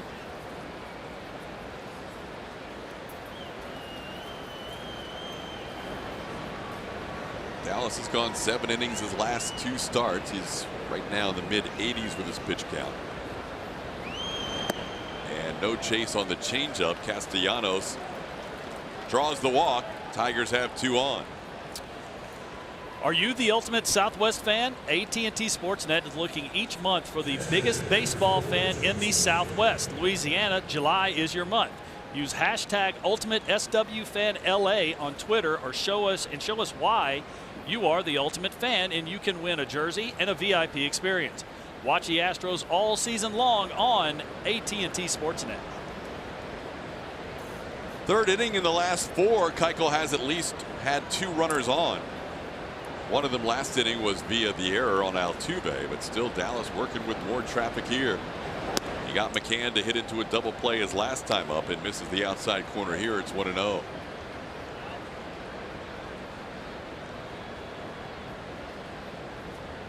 McCann a couple of ground outs tonight, one into a double play and one to the shortstop Marwin Gonzalez.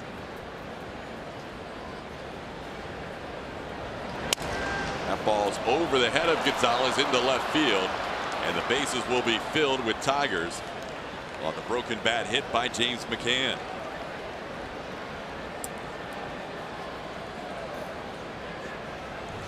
A little bit of bad luck for Dallas Keuchel. Two-seam fastball elevated just a little bit. That's why it's not on the ground. But McCann hits it right off the end of the bat, breaks his bat. You see kind of the top spin lob right over Marwin Gonzalez's head. Dallas and Max Stassi with a little conversation as Mikey Montook will bat with the bases loaded.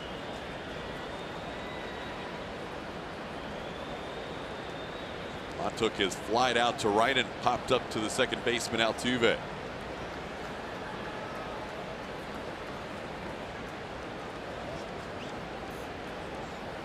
Six hits now for the Tigers, all of them singles. This is with a fastball away, 1-0.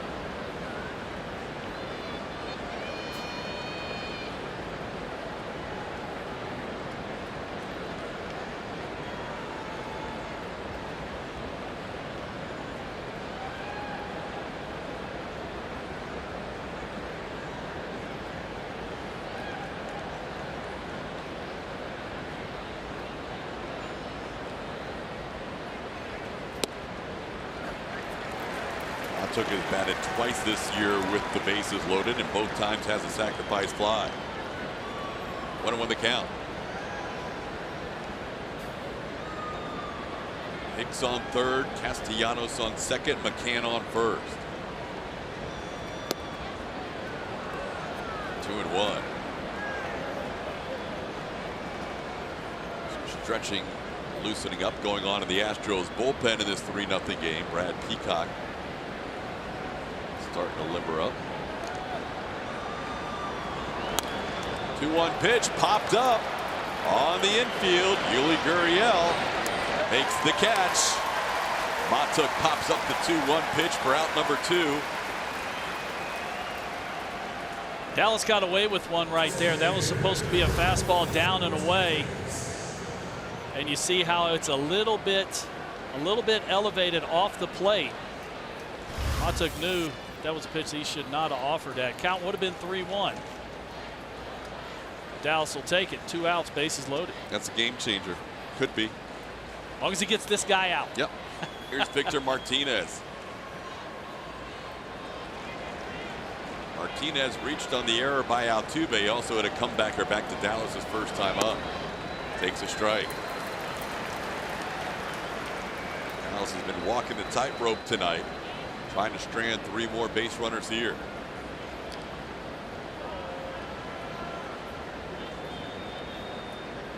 Victor has not been swinging the bat overly well. The Tampa series, he went 1 for 12, 0 for 2 today.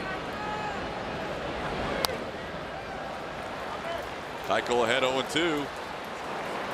There is Brad Peacock beginning to warm up in the Astros bullpen as Dallas will make his 95th pitch with the next delivery. Friday night crowd getting into it now, trying to get Keuchel through this 6th.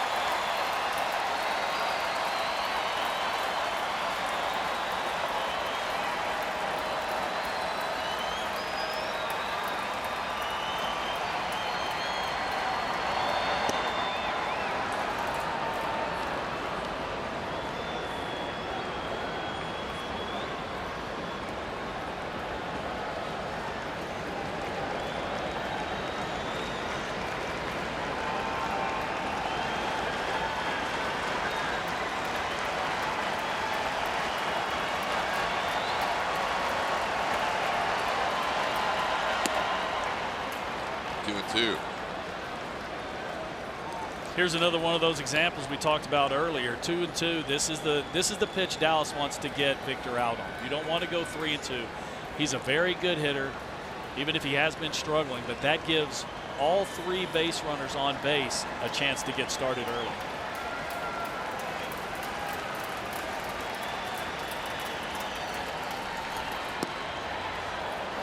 Counts full.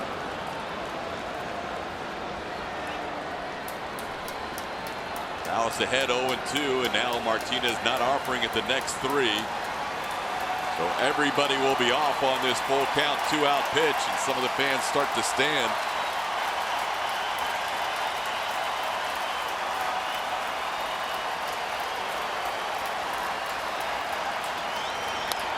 Ground ball towards the middle. Altuve makes the play out at second base. Out at second base, Dallas will strand 3. Despite 6 hits and an error in the last 4 innings, Keuchel maintains that 3-0 lead.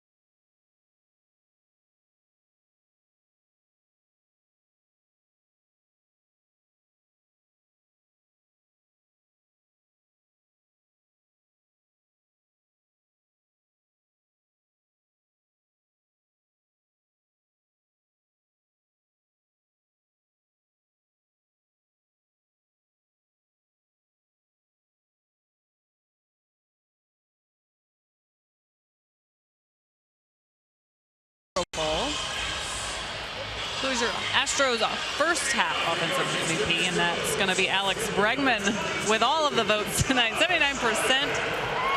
Thanks for voting. Thanks for following at ATT Sportsnet. That's stuff. TK.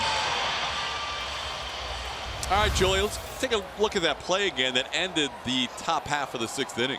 Nice sinking fastball. This ball actually makes the tag basically itself as Altuve fields it. Now, you ask, why wouldn't he just pick the ball up and throw it to first? Because even with that, with Victor Martinez running, he still had plenty of time if it didn't work out just right at second base. But for Altuve, Keuchel, and the Astros, it worked out fine. Dallas, the last 4 innings, has worked around 6 hits, an error, and a walk, and has maintained a 6-hit shutout as Josh Reddick takes a called strike. Yeah, he has been walking the tightrope, but with that good 2-seam fastball, he's been able to get himself out of trouble. That splinters at the plate. Reddick down to the count 1-2 and needs a new stick. You can't go over picking up a toothpick. This ball is deep in his. That ball might have pine tar on it, and you can see the toothpick flying off of Reddick's bat.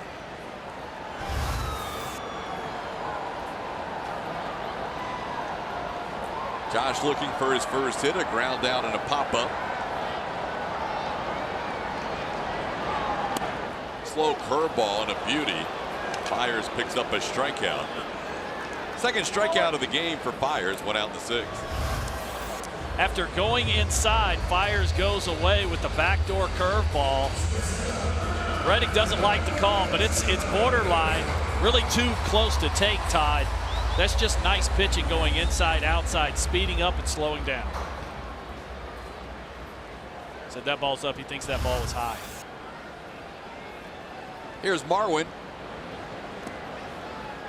Takes the breaking ball in the dirt. Fiers after giving up back-to-back hits in the 3rd and making it a 3-0 game for the Astros. Has now retired 9 of the last 10 he has faced.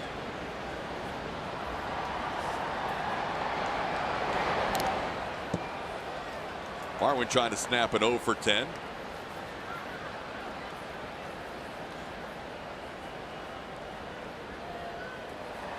Astros out hitting the Tigers 8-6.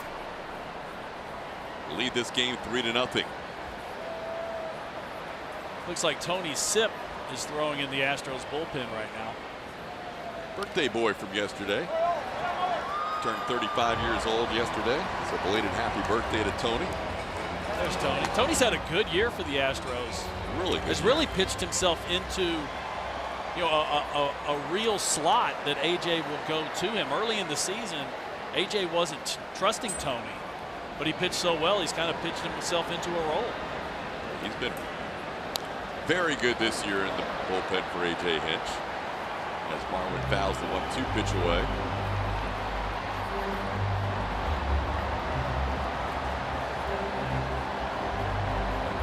She went over the top. She had the extended reach. Yes, she did. Wingspan.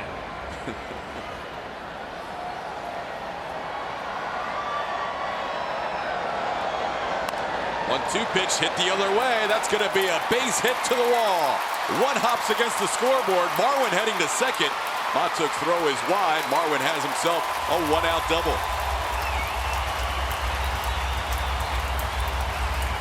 That's what we're talking about for Marwin when he's hitting left-handed. Use the whole field. Don't pull everything. Fastball up and out over the plate. Just stays inside. It hits a nice line drive to the manual scoreboard there in left field. For a second, thought Matuk was going to have a play at second, but a throw was offline. That's just a nice piece of hitting by Marwin Gonzalez to get that ball into left field like that.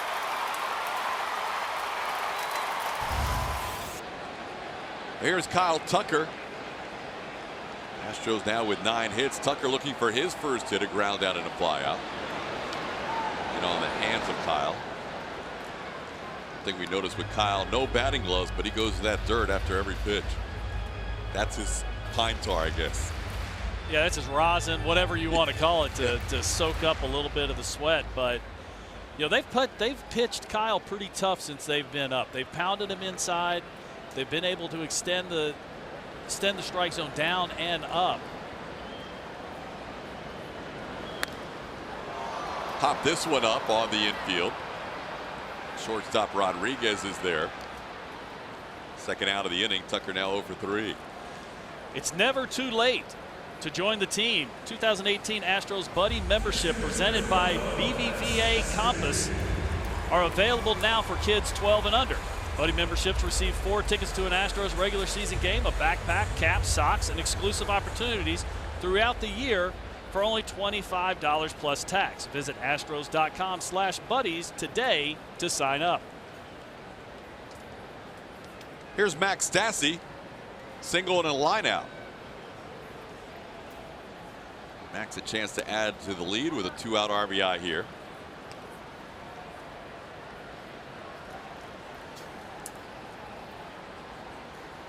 Facing Mike Fiers, who coming into today had pitched pretty well here in his career at Minute Maid Park. 35 previous starts, mostly with the Astros. Actually, this is his first start as a visitor here at Minute Maid Park. His 2 starts with the Brewers against Houston were in Milwaukee. Drew Verhagen warming up for the Tigers. 35 starts, 10-10 record for Fiers. And a 3.70 ERA. Home run got him in the first inning. 18th home run allowed in his 18th start. This ball sent high in the air to center field. Pretty well hit. Jacoby Jones is back. He's at the track in front of the wall. Makes the play. Stassi hit it about 400 feet for the final out of the 6th. Still 3-0 Astros.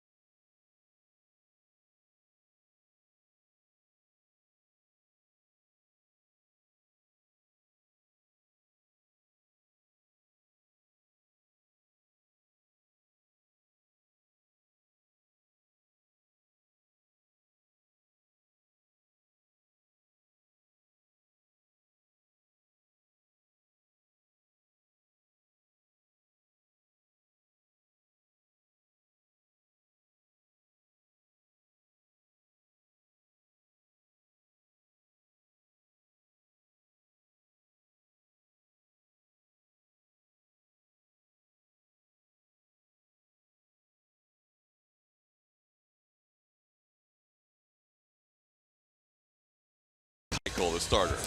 Yeah, he was really good. Gave up 6 hits, but had a lot of ground balls. Did a nice job of pitching his way out of trouble. There were base runners for a good portion of the night, but he didn't panic, just kept executing pitches, had some help from his friends behind him. Did a nice job keeping this game scoreless for the Astros. Not his best night, but still very competitive, still very successful. Even with the 2 double play ground balls, left 6 on base the last 4 innings. And here is Tony Sipp taking over for the Astros in the 7th. Yeah, the newly turned 35-year-old has done a nice job for the Astros this season. Early in the season, we were talking about it earlier, AJ really didn't have a role for it, but he's towed the line, gone out there and got some hitters out. And now he actually is getting some reps in tight games. Yeah, and I don't think AJ would have necessarily pitched Sipp in a tighter situation, especially with right-hand hitters due up last season, but he's been getting lefties and righties out this year. Well, in his career, he's better against right-handers because of that split-finger fastball, but this year he's actually been doing a nice job. Him and Brent Strom have really been working on the slider, and that's shown up in the way he's gotten left-handers out this year also. Facing Ronnie Rodriguez, who had a couple of hits against Dallas Keuchel, going the other way both times to right field.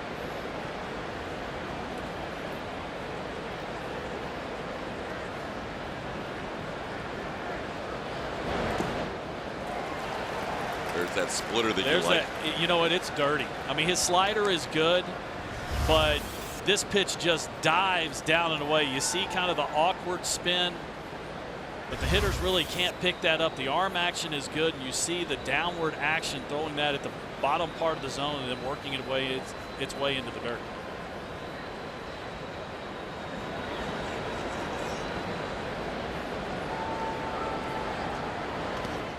Sipp starts the night with a ERA just above 2 at 2.11, and that has been steadily moving closer and closer to 2. His last 22 outings, he has a 0.98 ERA. Did you say 22 outings? 22 with wow. a sub 1. That is outstanding. 20 of those 22 have been scoreless. And you can see him really on the extreme left-hand side, first base side of that rubber, trying to work on the angles against that right-handed hitter. Swing and a miss. Got him with the splitter. That is a strikeout for Sipp to start the 7th inning. Another very good splitter. The ball starts in the zone, then dives down out of the zone. And we talked about it earlier, how these Detroit Tiger hitters are very aggressive, and that bodes well for throwing off-speed pitches out of the zone like that. Nice pitch. That'll bring up Jeimer Candelario. Candelario 1 for 2 in this game. All the hits Dallas Keuchel allowed tonight, all 6 of them were singles. 6 innings, 6 hits, 1 walk for Dallas, no runs, 4 strikeouts. A couple of double plays along the way. And now Tony Sipp takes over in the 7th.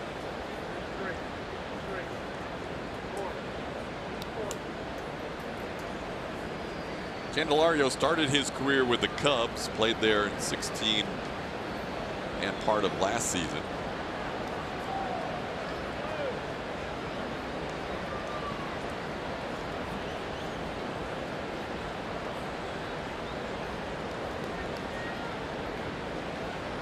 Just sitting here looking at Dallas Keuchel's breakdown of the pitches he threw today. 63 of his 98 pitches were either a two-seam fastball or changeup, which means that's away from a right-handed hitter. And to me, that's what Dallas has to do to be successful. Now Tony's doing the same thing. Staying away. This is another one of those split finger fastballs. Got a nice feel for it today. You see this ball just kind of die at the plate. 80 miles an hour, 10 miles an hour off the fastball, but it's really the movement on top of the location that makes that pitch so successful.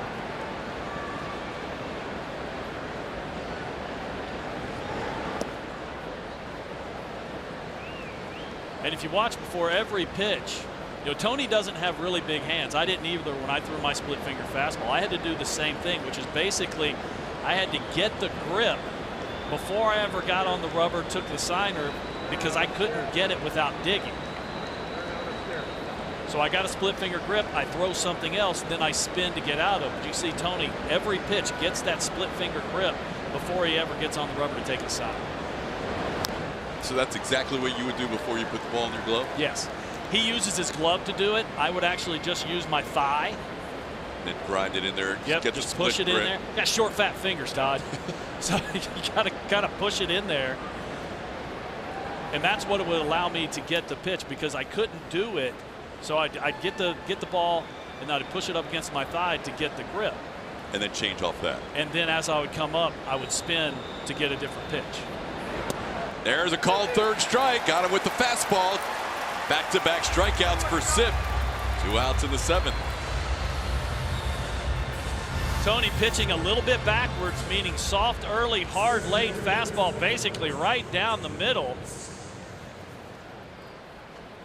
But you see Jamer really guessing off speed right there, kicking himself for taking a 90-mile-an-hour fastball right down the middle. Last 2 outings for Sip. That's now 5 strikeouts of 6 batters. Here's Jacoby Jones. Yeah, we saw Tony do this 2 years ago, 2 or 3 years ago. Really had the strikeout pitch working, and it was mostly on that split finger fastball. That ball's hit high and deep to left field, sending Tucker back. He looks up, and this ball's off the top of the wall. Jacoby Jones heads to second. A 2-out stand-up double. He did not miss a home run by much.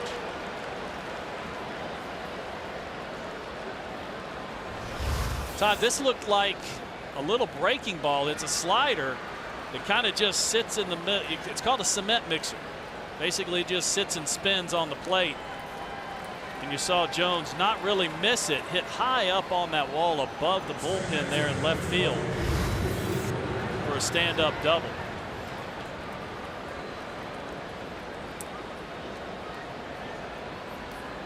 Well, another inning with a base hit for the Tigers. That's their first extra base hit of the night.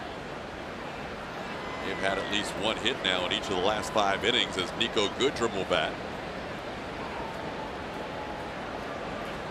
Goodrum a couple of strikeouts against Dallas. 2 of the 4 Dallas picked up tonight. Also grounded out to short.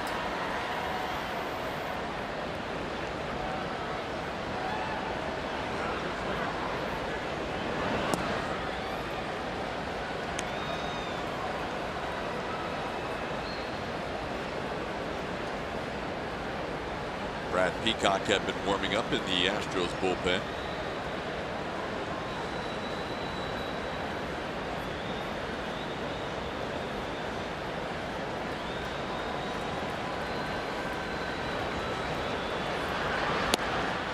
Fastball in the corner, 1-1. Yeah, so you see Brad Peacock up in the pen. You notice that he's not throwing. Here's nice fastball outside corner. We'll take it. It's 1-1 count. First one could have gone either way too. Yeah, that's borderline pitch. I mean, anywhere you get within just a half a ball length of that line, I can't really say the umpire is making the call or not. It's a better breaking ball than the one that was hit for a double. Yeah, I believe that was another split finger fastball. And this one just had a little bit more depth. Look at that thing dive. Look at the angle it was going down when it got to the plate, got to Max Stassi. What I was saying about Peacock is you just saw him standing down there. What that means is he's ready. You know what he's doing now, it's nervous energy. I can speak from experience here. It's hard to just stand there and watch the game. So you kind of just throw the ball and middle around. Off Sip, he knocks it down right in front of him and underhand tosses to Gurriel to end the inning. A double and 1 man left on base. 7th inning stretch. Astros lead 3-0.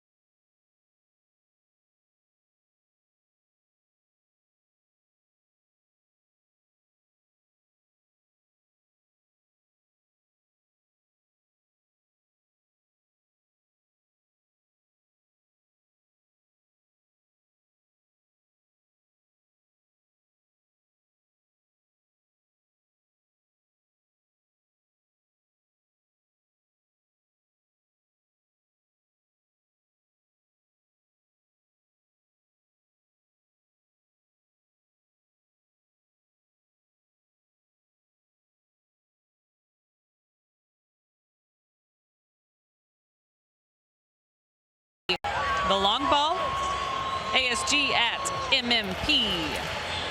All right. Tweet us your best guess. We'll tell you who it is later in the broadcast, TK. All right, Julia. 7th inning stretch. Fans having a good time here at Minute Maid Park. The former Astro Mike Fiers goes 6 innings tonight. Ends up with a quality start after allowing a 2-run home run to the second batter of the game. And Drew Verhagen takes over for Detroit. 27-year-old right-hander, 6'6", 230. Big guy out there on the mound. Two-seam fastball, slider, changeup. Fastball is going to be 95 plus. Those at about half the time. Mostly fastball, slider. Last time out was a few days ago against Tampa. Actually went 2 2/3 innings, just giving up a hit with 3 strikeouts.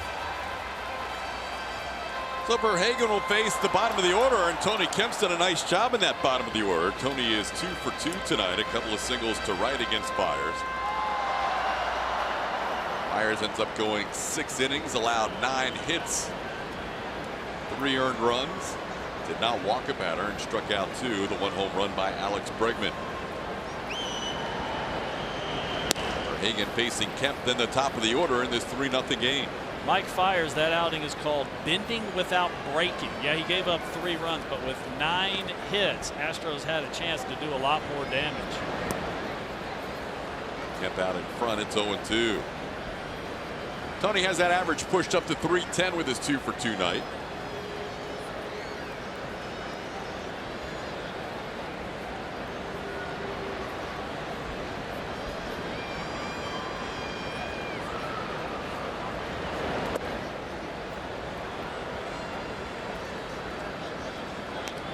Astros started the night 3 games ahead of Seattle in the AL West. 8 games ahead of Oakland after the A's took 3 out of 4 here in that last series. A's are in San Francisco tonight later on, playing their crosstown rivals. 1-2 pitch catches the inside corner. Tony Kemp out on strikes. Talked about Verhagen throwing that 2-seam fastball. This is that little comeback fastball. Starts it off the plate on the inside corner, and you see Kemp raise his hands. That means it's going to be inside, and it works its way back to the corner. AL West has been a pretty good division this year. 4 teams above 500. Yeah, possibly the best division overall in all of baseball. Texas the only team that's under 500. The Angels have been floundering, even though they did win last night. But I think that the surprise of the division, really, it's probably Oakland, but I think you can put the Mariners in there also, a team that has drastically underachieved over the last 3 seasons, really has put it together this year, but they did just put James Paxton on the DL with back issues. Yeah, a couple of guys in the division going to the DL today of note. James Paxton of the Mariners and Albert Pujols going to the DL for the Angels. And he had 2 home runs last night. Right back to the mound. The big right-hander off the mound makes the play for out number 2. Yeah, Pujols is tied with Ken Griffey Jr. 630 home runs in his career. 10-day DL, Pujols left knee inflammation. And Paxton that lower back. The way he hit the ball last night, maybe his left knee should be inflamed all the time. But Paxton's a big blow. With I mean, the back, you never know, right? And he is a big dude. So, not that his back is any more important than anyone else, but he has been their #1 guy. I mean, he's been one of the best pitchers in baseball in American League this year.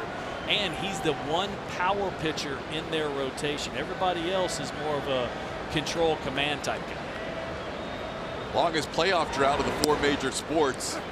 Seattle Mariners right now.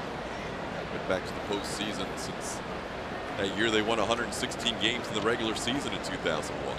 Yeah, they've dealt with a lot of adversity already this year, losing Robinson Cano. That's really when they got hot. It was after Cano went down to the suspension. Actually got hurt, then went down to the suspension. But I don't know, this might be a tough one to come back from. Here's that slider from Verhagen. Starts it in off the plate, works its way back onto the corner. Verhagen wanted that pitch. Goodness. So you see the number 3 there. This is on the calf. That's what I thought. It was a pretty close pitch. But, you know, Bregman's starting to get a little bit of a reputation here of having a great eye at the plate. And on occasion, he might get that borderline call. Bregman 2 for 3 with a home run. And now the count's full.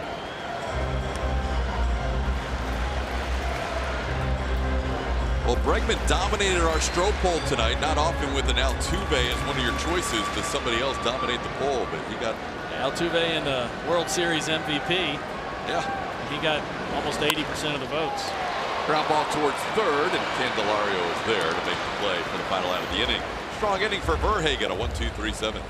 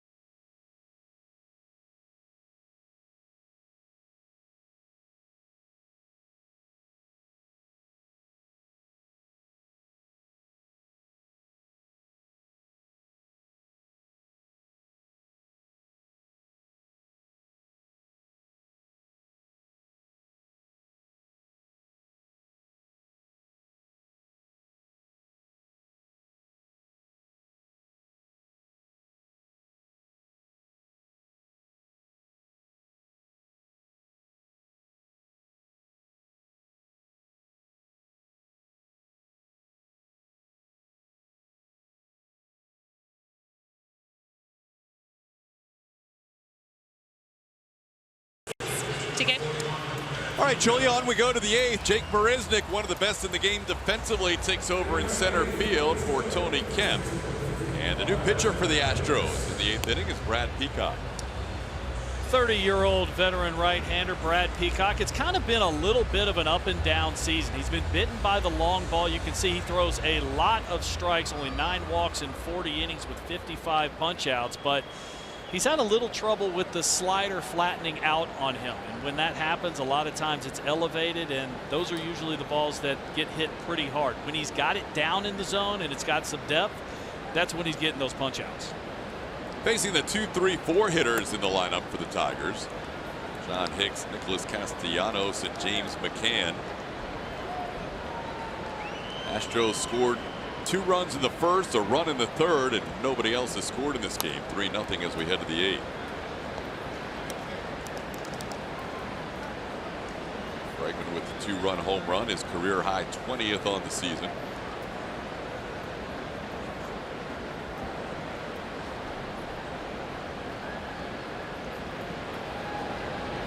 There's a good slider. It's 1-2.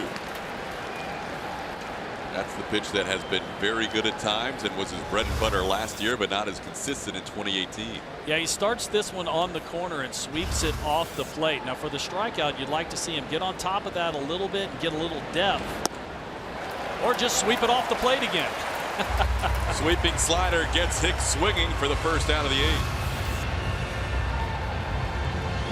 That was a back-to-back swinging strike on the slider. This season, you have more ways to watch the Astros than ever before. Download the AT&T Sportsnet app from iTunes or Google Play, or go to AT&TSportsnet.com to stream from your computer. Log in with your cable account information, and you're all set. Available to customers. Those TV subscriptions includes AT&T Sportsnet, it's all subject to blackouts. Castellanos bats with one out and the base is empty. He's been on base his last 2 times, also lined out to center his first time up. And he fouls one back. No, it's not been the season for Peacock that it was in 2017. Last year was by far his best season, and he's still in the top 10 in strikeouts per 9 for relievers, and he picked up one here to start the inning. Yeah, he's still been very good. It's just even, he hasn't even been getting hit all that much. It's just he's been bitten by long ball, and he's had a couple impromptu, kind of bad timing home runs that have cost the Astros a few games here. 2-1 the count.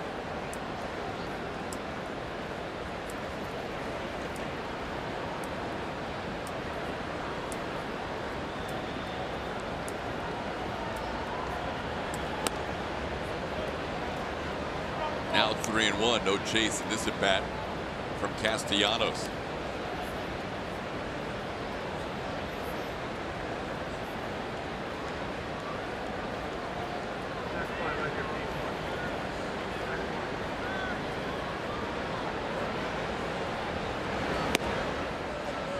Up high, ball 4. Castellanos draws a walk for the second consecutive time. Fastball up in the zone was borderline. Castellanos, who is their best hitter right now, did not get. He got the benefit of the doubt. Peacock with his 10th walk on the season. 2 walks issued by Astros pitching tonight, both times to Castellanos. And here's James McCann. McCann 1 for 3 with a broken bat single his last time up.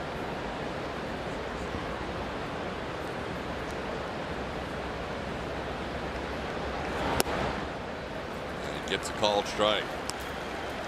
This is Brad Peacock's 8th inning. No action in the Astros bullpen.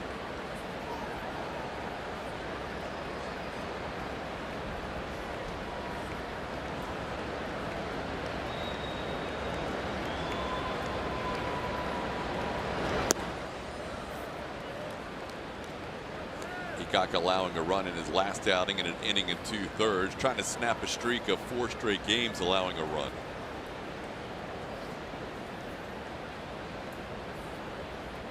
As Mike mentioned, the home run has bit him in that stretch. He's allowed 4 of them.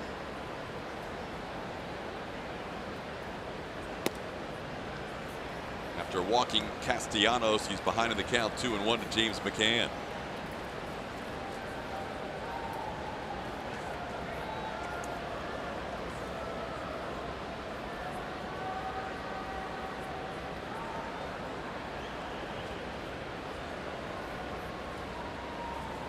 There is a strike.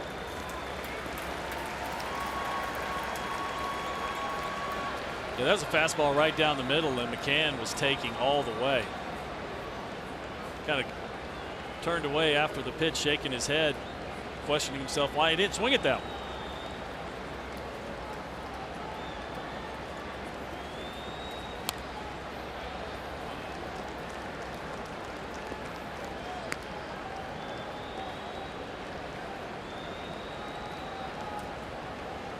McCann, the regular catcher. First baseman tonight, John Hicks, the backup catcher. Mike Stanton working with us for the weekend series against the Tigers.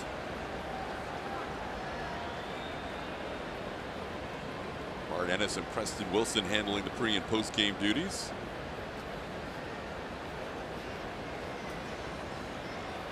Astros Live, the post game show, follows every Astros contest on AT&T Sportsnet. There is a called strike. McCann expecting the slider, gets frozen with a fastball. Strikeout number 2 for Peacock. Yeah, James McCann guessing wrong, thinking that the slider is coming, and he gets a fastball middle away, working its way back to the middle of the plate. Peacock, a lot of times when he gets late in the count or down in the count, the pitch, his go-to pitch is his slider, and I think that's gotten around the league. Right there, caught James McCann guessing wrong. One of the guys that preaches hitting off the fastball will be in the booth with us tomorrow. Jeff Bagwell, yes, the Hall of Famer. Tough to adjust when you're looking slider and get 92 or even 93 with a peacock fastball. Yeah, there's no adjustment when you're looking soft and you get the express. Yeah, that's the kind of swing you get. 0. There's the slider, and Peacock ahead 0-2.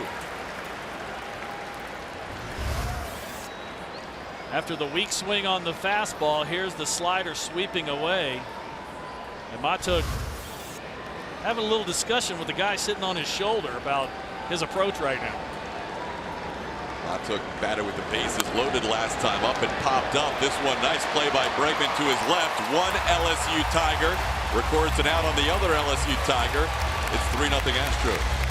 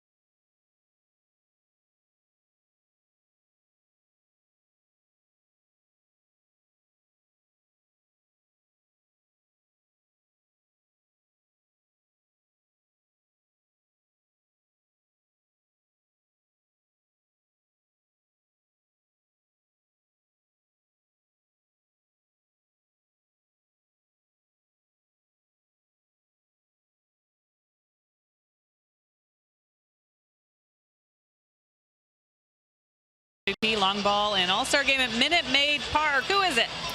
It's Jeff Kent, who started in that 2004 All-Star game at Minute Maid Park on this day. Check it out. We're looking at the starting lineup right now. Lance Berkman, Jeff Kent, Roger Clemens. Astros batting 7, 8, 9. Barry Bonds in that 3 spot. Sammy Sosa hitting 5th. Yeah, that's kind of a who's who of baseball from that generation. And Jeff Kent, 377 home runs, more than any other second baseman in baseball history, and not in the Hall of Fame. Astros. Maybe you can give me the story behind that one. Astros lead 3-0 heading to the bottom of the 8th. Shane Green, just coming back from the disabled list, takes over in the bottom of the 8th. Former had been closing for the Tigers prior to the injury, and now he is back working in a 3-0 deficit on the DL July 2nd, so just stayed on the 10-day DL for its minimum length. Jose Altuve, Yuli Gurriel, Josh Reddick to face Green. You know, Todd, without looking at the numbers, I would say that's probably a rarity. A pitcher goes on the DL and it's only for 10 days. Yeah. Certainly for a starter would be a rarity. For a reliever, maybe if it was just a small strain. A little shoulder issue for Shane Green. Put him on the DL. But you know, most teams, and the Astros are a team that really is very conservative when it comes to that. I mean, they are going, you're going to go on, I mean, look at Correa. You know, Correa went down with just some back tightness, and we haven't seen him in a while. And why have they not rushed him back? Because they don't need to. There's no reason to. Green 7th in the league with 19 saves despite missing those 10 games. Altuve, 1 for 3 tonight, has continued his hitting streak. 21 straight starts here at Minute Maid Park. He is approaching the all-time streak, which is currently held by a visiting player. Joey Votto had a 23-game hitting streak here as a visitor. There's a ball there. No chance with Altuve running. Hicks did a good job to just knock it down. Altuve 2 for 4 tonight. Jose Altuve, you know, if it was all about exit velocity, Jose would not get nearly as many hits. Now, this is one that did not have a lot of exit velocity. But as soon as Hicks dove for the ball, you weren't going to get Jose Altuve anyways, even if he came up cleanly. He was going to beat Green to first base. You know, he gets so many hits. Yes, he hits a lot of balls hard, but he also gets a lot of hits on weak contact because of his speed. Yuli Gurriel slices one the other way, and that is a foul ball. Yuli with an RBI in the 3rd inning, giving him 50 on the year. Yuli added an RBI before the game was even played tonight, as a scoring decision was overturned by MLB. Yes, it was.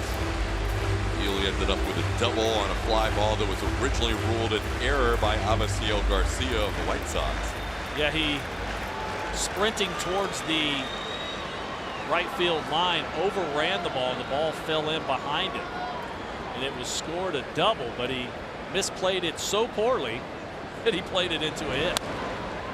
Ball into right field, little cue shot towards right. Altuve will go first to third. The ball fumbled out there by Castellanos. Yuli Gurriel with his 2nd hit, and the Astros in business here in the 8th to try and add to this 3-0 lead. See, Todd, this is why Yuli Gurriel is so frustrating to try and pitch to. He is completely beat on this pitch. Shane Green throws a 2-seam fastball, 95 miles an hour, boring inside. Look at him pull the hands in and just fillet this ball to right field. You just can't defend that. The pitcher beat him, made a quality pitch, and he still got a base hit. Tigers haven't exactly been playing clean defensive baseball. Not that it's cost them in this inning, but Hicks couldn't find the ball on the Altuve hit, and now Castellanos had trouble in right. Well, here's Josh Reddick, 1st and 3rd, nobody out. Infield creeps in on Reddick, and there's a called strike. With Altuve's speed, you've got to imagine the contact play would be on here. So a quick decision will have to be made by the infielders whether they think they can turn 2 or if they have a shot at Altuve coming home.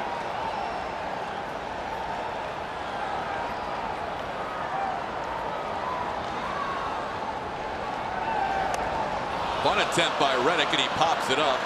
Josh will not be pleased with that at bat. That's the first out of the 8th. The Home Run Derby mobile game is back with more competition, more challenges, and more dingers than ever before. Enter the code ALLSTARDC to unlock exclusive All-Star gear at MLB.com/HRDGame.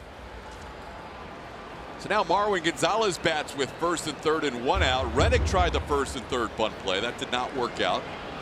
We have seen Marwin bunt often here in this homestand. 1st and 3rd bunt play has worked usually if you put the ball on the ground. I know Reddick hasn't been swinging the bat all that well. I don't really understand why he's doing that with a 3-run lead. You know, you got a guy on the ropes just coming off the DL.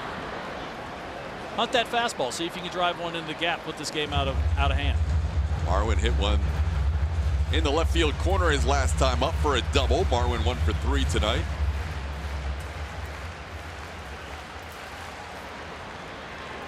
.25 of his 36 runs batted in as a left-hand hitter. Hector Rondon started the inning warming up for the Astros, but also Chris Davinsky has joined them.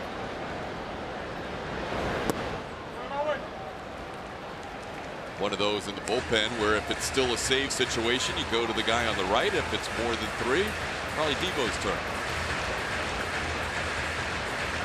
Yeah, Rondon has been just outstanding for the Astros. AJ really easing him into that closer's role, really doing it over a couple months.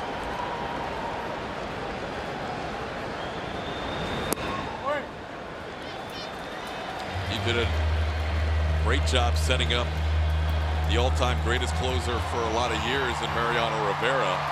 When he had a 3-run lead in the bottom of the 8th, did he want tack-on runs, or did he just say, I've got enough? I'm ready to pitch the 9th with a 3-run lead and give myself a save. You know, he was the type of guy. He was really unlike any other reliever I've ever known, that he could sit down there for 7 or 8 days in a row. Line drive caught by Goodrum. Marwin hit it hard on the 3-0 pitch, but he's out number 2. He could sit down there for 7 or 8 days in a row and then go out and still have his command, still have the good cut on his fastball, have his delivery together. If I went more than 3 days, I really wasn't very happy. I needed the work. But they would call down, especially after 4 or 5 years in the league. He's one of the best at the time. And they would ask him, you want an inning? He'd go, no, I'm good. I'm fine. Let somebody else have it. There's Kyle Tucker after back-to-back hits by Altuve and Gurriel. A popped-up bunt and a line drive out. Here's Altuve going first and third. Yeah, he's going to put the hammer down right here as he rounds second. Then he looks over his shoulder, realizes there's not a play. Only 26.7 feet per second. I mean, he's just jogging back. What's the highest you guys have seen this year? We got a few over 30. Over 30, yeah. A lot of them are defensive runs, but also down the first baseline, especially straight line. Yeah, he never really put the throttle down right there. He knew he had that one pretty easy. And the reason why is because usually didn't hit the ball well. Tucker 0 for 3 tonight.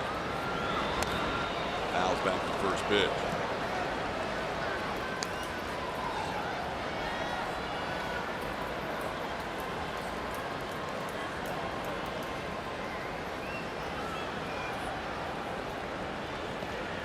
Astros with 11 hits tonight. Tigers have still limited them to 3 runs.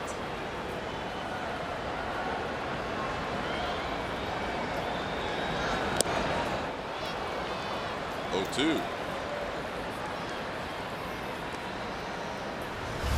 There hasn't been a whole lot of success for Kyle Tucker. Just a little cut fastball from Shane Green, but he's still letting it fly. He's a very talented young man that's got to the big leagues quickly and figured out that it's a little tougher at this level than AAA level. Runner on the move, and that's a called third strike. Tucker goes down looking for the final out of the 8th. So we take a 3-0 game to the 9th.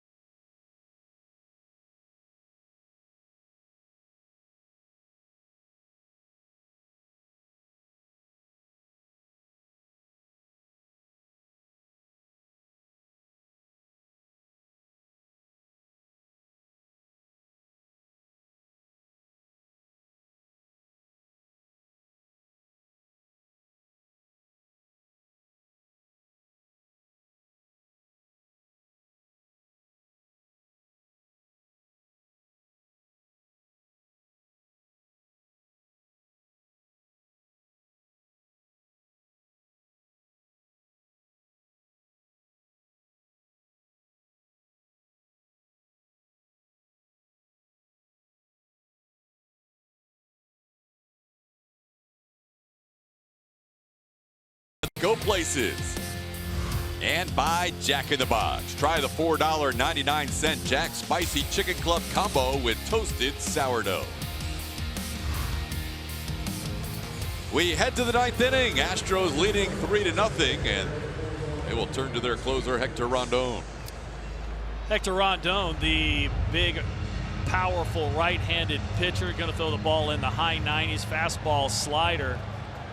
Ranks 5th among AL relievers in ERA. Got the blown save on Tuesday against Oakland. That snapped a 7 consecutive successful saves for Rondon, but he has just done such a nice job for A.J. Hinch and the Houston Astros. Rondon spending most of his career in the National League, so he really hasn't faced any of these Tigers before. He'll face the 6, 7, 8 hitters of Victor Martinez, Ronnie Rodriguez, and Jeimer Candelario. And Todd, in my experience in those situations, if the pitcher can execute the pitch, they definitely have the advantage. Easy 96 for a strike. It's 1-1.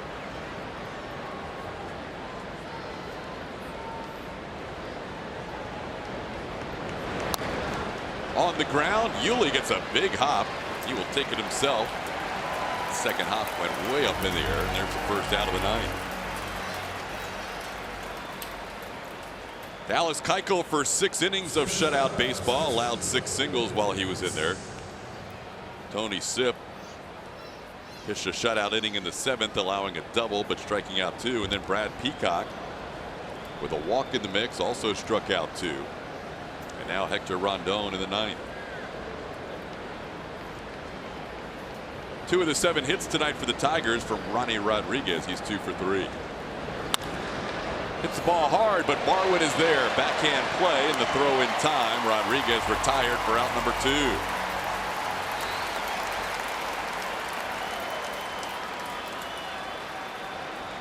Rondon and Rodriguez, who know each other from their previous days. Little word on the way back. Rodriguez hit the ball pretty hard, but Rondon was able to get him on a ground ball to shortstop. Todd, before the at-bat even started, he actually tipped his helmet to Hector Rondon at the mound. Here's another guy with the Cubs background with Rondon, Jeimer Candelario. Rodriguez with the Indians prior to his time with the Tigers. Candelario 1 for 3 with a single. Astros with 3 runs on 11 hits. Tigers with no runs, 7 hits. Boston leads the American League with 9 shutouts. Astros coming in with 8. Tampa Bay and Cleveland also with 8. Ball looped down the left field line. Long run, Tucker near the wall, and that is a foul ball. Now Rondon of the Astros 1 strike away. Big crowd tonight, 38,843.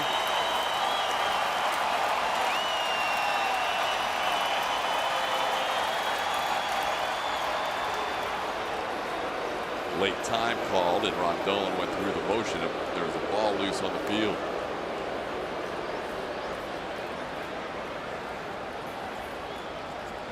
That was a major league ball.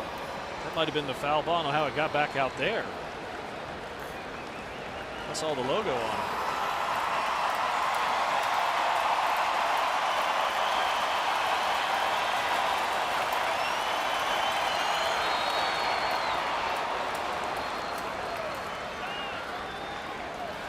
Tigers have been shut out this year a major league high 11 times.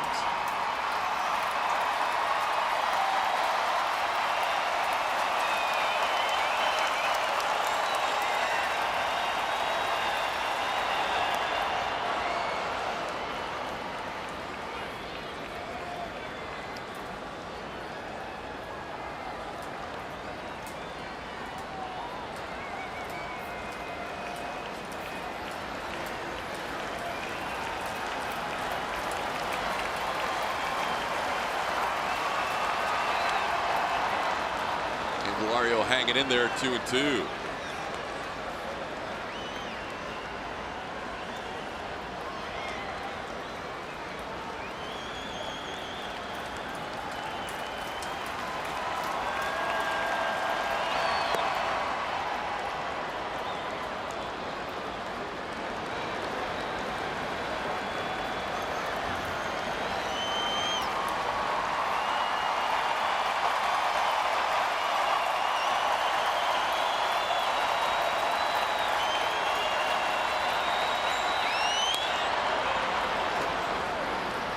Candelario making Rondon throw some extra pitches here. That's been a pretty good battle between these two.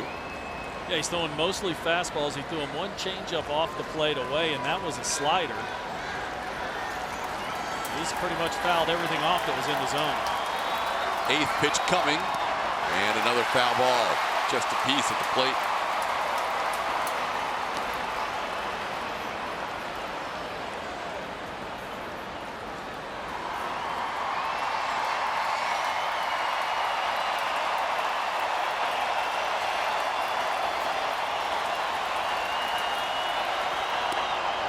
Just missed the outside corner.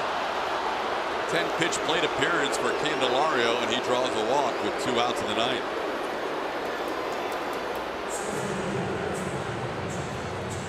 That is a quality at-bat by a young hitter against a pretty good veteran reliever in Hector Rondon. Now he'll face Jeimer Candelario. Candelario, a double his last time up. He has the only extra base hit of the night for the Tigers. 1 for 3.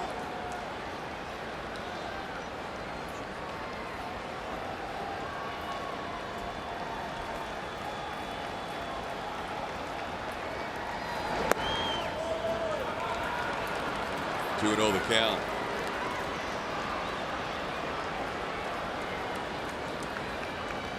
Looks like Hector a little frustrated with the walk, and that's carried over into the first 2 pitches of this at-bat.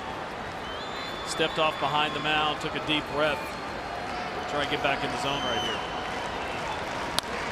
Fly ball, bat of Jacoby Jones, pretty well hit. Reddick is at the wall, has room, that'll do it.